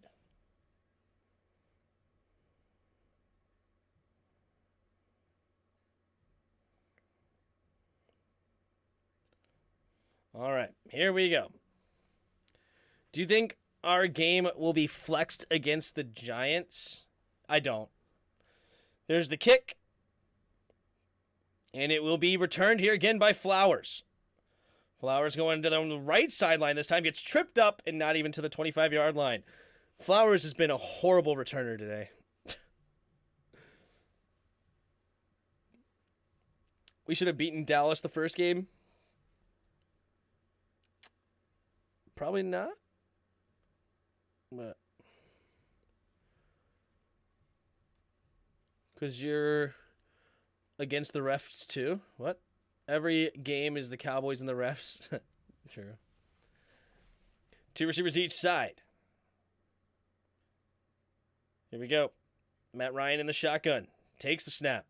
Handoff up the middle here for Jonathan Taylor. Jonathan Taylor will dive ahead and get actually a decent gain. Gains about 7 yards up to the 30-yard line. Should that celebration have been flagged for using a prop? I think they got rid of that, didn't they? I mean, I don't know. Did they get rid of that or not? I don't remember. Here we go. Matt Ryan in the shotgun. 2 receivers each side. Takes the snap. Drops back. Pressure's coming. Trying to get rid of it, and does. It'll be caught by Jelani Woods, and he will only get back to the line of scrimmage. It'll be 3rd and 3. We don't mention the Wentz era. Those memories have been repressed. They're going to do a fine for using a prop. I think they should be able to use props that are on the sidelines. I think they should be.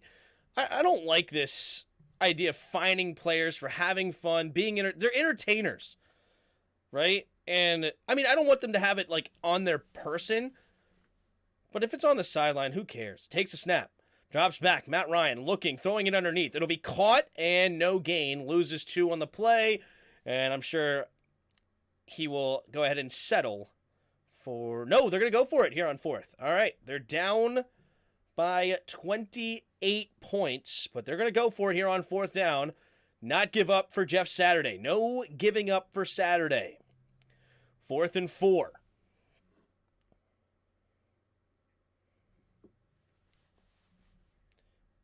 All right. 3 receivers to the right. Matt Ryan in the shotgun, takes the snap, drops back to pass, steps up, pressure coming, avoids it, throwing it over the middle, has his man. Oh, wait, fumble! Oh, my goodness, I think the Cowboys just forced another fumble, and the Cowboys have the football.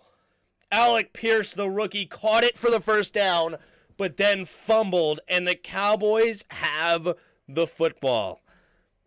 Unbelievable on the amount of turnovers. It is Curse who's going to force this fumble. He gets his hand in there. Oh, wait a minute. Maybe his right knee was down. Hold the phone. I think his knee was down. It's going to be close. I think his knee was actually down. I think this will be overturned.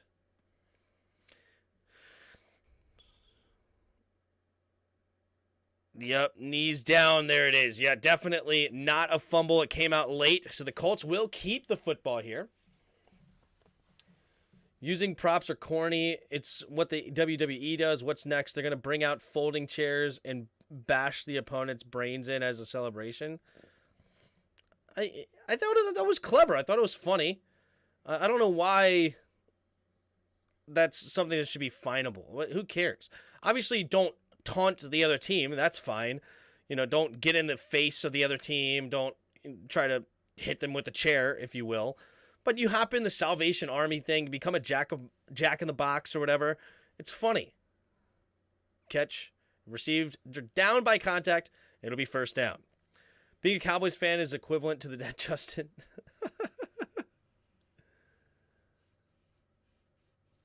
I don't think. I mean, I think it's fine that they get creative and whatnot. It's good for the game. It's videos that get pushed around, and people are more interested in NFL because of it. Not like me and you, that I don't need celebrations to be interested in it, but I don't think that you should be taking their money because they're celebrating. It's silly to me. 3 receivers to the right. Matt Ryan in the shotgun at his own 41. Takes the snap. 4-man rush. Quick throw over to the left side and nearly throws another interception.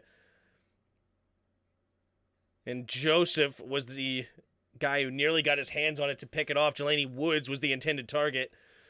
4:03 to go in the 4th quarter. Is it funny, Tim? Okay, I take back the whole thing I said about our humor being simpatico. All right, well, sorry.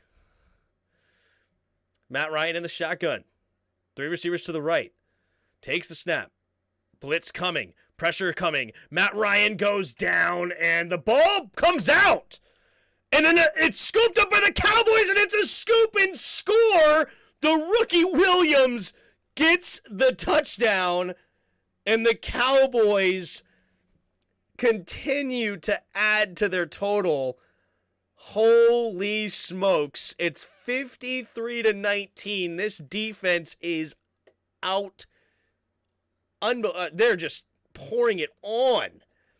I think this is going to be the 5th turnover. Matt Ryan, he loses the football. Football. Why did I say it like that? Football.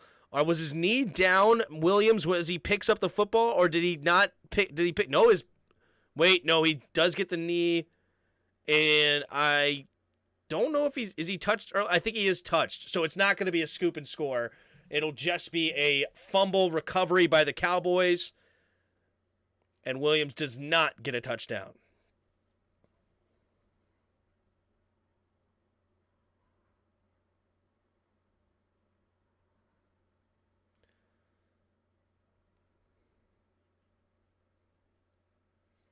Yeah, definitely down by contact. Definitely down by contact. All right, so 3:43 to go. And it should be overturned, so the offense will come onto the field. 3:59 to go in the 4th quarter. Dallas defense taking pride in beating down this Colts team.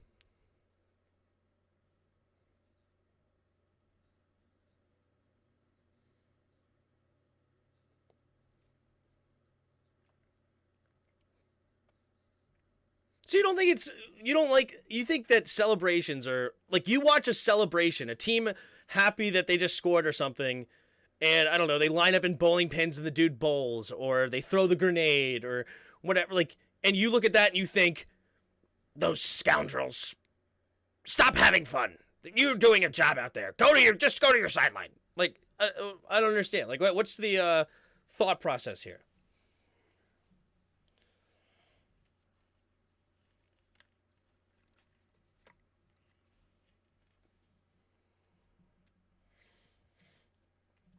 All right, 3:59 to go here in the fourth quarter. He can't let it go. I am a debater at heart. That's true. I should let it go. Takes a snap. Pitch play to the left side. Cooper Rush enters the game. Now they're going to pitch it to the left side, and no gain. He does go down inbounds, though, so the clock continues to run here with 3:50 to go in the fourth quarter. That is true. I definitely struggle to let it go. That is true.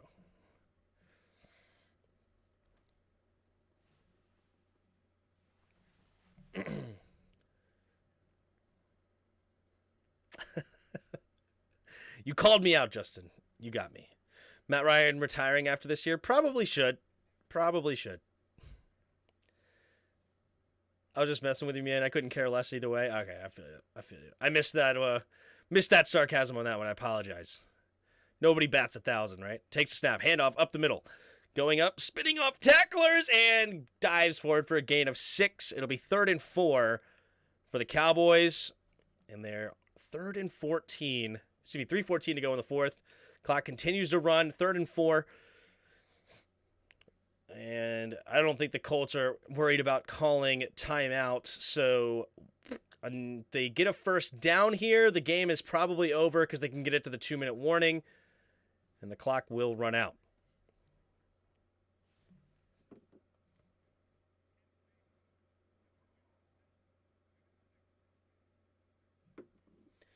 All right. Takes a snap. Handoff up the middle, and he busts it out into the open field, and it gets into the end zone, and the Cowboys add to their lead. 53, and I think it's the young guy's first touchdown ever. Who is that on the carry? Davis? I think this might be his first recorded touchdown ever. Malik Davis. No touchdowns this year. Is he a rookie? He is. That's pretty cool. He's got his first touchdown ever, Davis.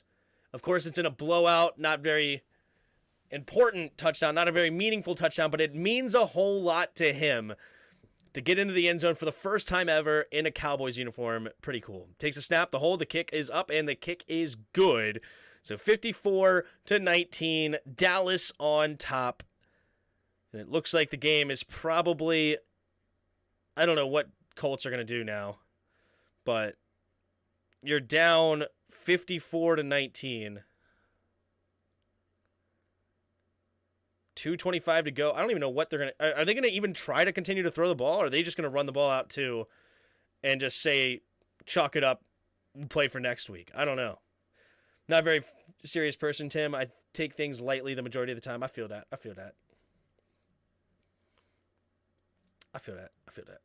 For the most part, yeah. But that one I felt like...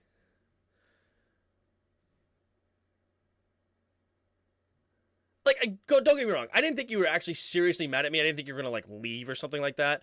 But I thought there was some truth to that, is my point. Like, you actually didn't like the celebration. Not that you were actually angry with, our disagreement. I didn't think that you were like, oh, I take everything back about the humor of being simpatico. I didn't think that was serious, but I thought there was some serious of that, is all. So that's what I was actually disputing. I was like, are you actually upset that they celebrate? But I get it. Not that you disagreed with me. Anyway, I kind of beat that explanation down to the ground. I don't blame anybody if you just left after that disgustingness. But it's 2:25 to go here in the fourth quarter. Can we reach more? Maybe. All right, here we go. Flowers is going to return it again, or whoever this is. I actually don't think this is Flowers. And he does make a couple of guys miss, and he just packed. Holy crap. He destroyed his own player from behind. Number 41, Big Hair, just got absolutely demolished. So now 2:18 to go. I think the Colts just run this ball out. I mean, it would be kind of embarrassing. Unless you bring in Sam Ehlinger to get some PT, but I don't think you send Matt Ryan back there to actually try to... You're down 35 points. You're not scoring 5 touchdowns in 2 minutes and 25 seconds. Nope, Matt Ryan does go onto the field. Okay, I stand corrected. Matt Ryan in the shotgun. Naheem Hine, none. They've got rid of him. So this is Zach Moss in the game. Takes the snap. They do hand it off, though. Spinning, and he's only going to get a gain of about 2 on the play. And that'll bring us to the 2-minute warning. Yeah, number 41 got destroyed for sure. Took time for the real Cowboys to show up. I think it really took time for the real Colts to show up. They're not a very good team. They started turning the ball over at an incredible rate. 5 turnovers. I think 4 of them were in the second half.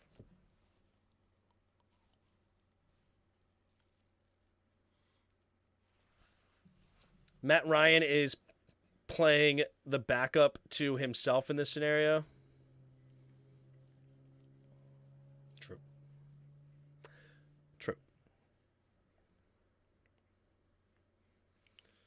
All right, 2 minutes left here to go in the fourth quarter. 2nd and 8. No coaches' challenges allowed in the last 2 minutes. We knew that.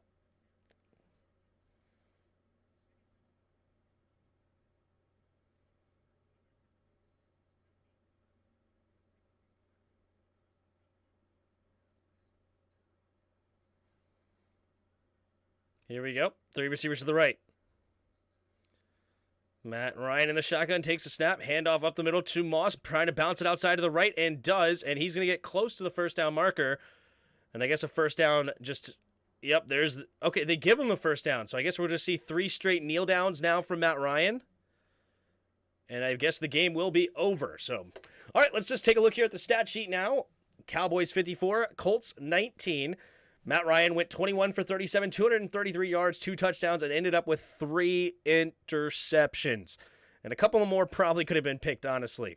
Dak Prescott went 20 for 30, 170 yards, 3 touchdowns, and an interception. We have... Matt Ryan was under duress, by the way, all day. 3 sacks, 30 yards. Does not tell the whole story. He had a lot of pressure around him. He also fumbled the football down there at the stretch. All right.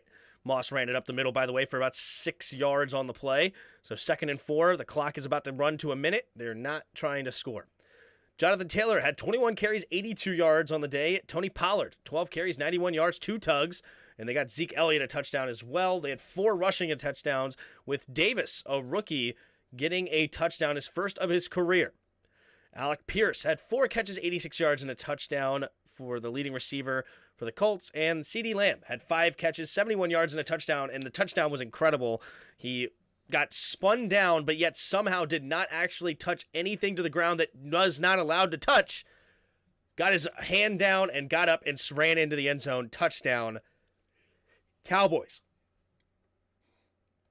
Leading tacklers, you got Wilson with 10 and Franklin with 10 on their respective teams. Gilmore had an interception, Bland had 2, and Hooker had another. We had a ton of kick returns today. 8 kick returns from the Colts, which is just ridiculous. And then we had 11 for the Cowboys. That was very, very strange. Looking at the team stats, Colts at 18, Dallas at 23. Colts went 4 for 13 on 3rd down. Cowboys 7 of 13. 6 penalties against the Colts, 3 penalties against the Cowboys. 1 turnover for the Cowboys we already talked about, and 5 for the Colts. Time of possession was pretty close, about dead even, but the score was nowhere near close. 54-19 is the final of this game. All right, well, that was fun. We got another game tomorrow night. It'll be the Bucks and the Saints. I appreciate all of you in the good play calling, Tim. Yeah, thanks. First 3 quarters was like a dream until the Colts woke up, right? Quitter mentality. My God, they got cooked. Yeah, it was really a second half blowout. This was a 1-point game at half? Question mark? No, the Cowboys scored. It was an 8-point game at half, right? Then the Colts scored and actually made it a 2-point game in the third quarter at one point. It was actually 21-19. They could have even tied it if they got the 2-point conversion. They failed, but it could have been a tie game, 21-21. Instead, the Cowboys just woke up in the fourth quarter. And how many touchdowns did they score in the fourth quarter alone? Touchdown. Let's see.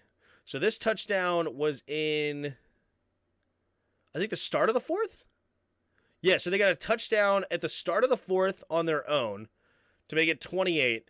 And then they got 1, 2, 3 more touchdowns. So they scored 4 touchdowns in the fourth quarter to blow this game out. Pretty wild. 21-13 at half, yep. And then 4 TDs in the final quarter. All right, well, that's the game. Thanks for everybody in the chat. Appreciate all of you being here. If you haven't already, hit the like button, hit the subscribe button. Also, in the description below, there's a Discord link. Hop on our Discord and come talk some football if you haven't already. Also, in the description, there's donation links if you'd like to donate to the channel and become a channel member for 99 cents a month. Hit that join button and you become a channel member. Or you can just type in my YouTube channel. If you go to my YouTube channel and then go /join, there you can also become a channel if you don't have that option. So appreciate everybody. As usual, and I will see you guys tomorrow for the Bucks versus Saints, and until next time.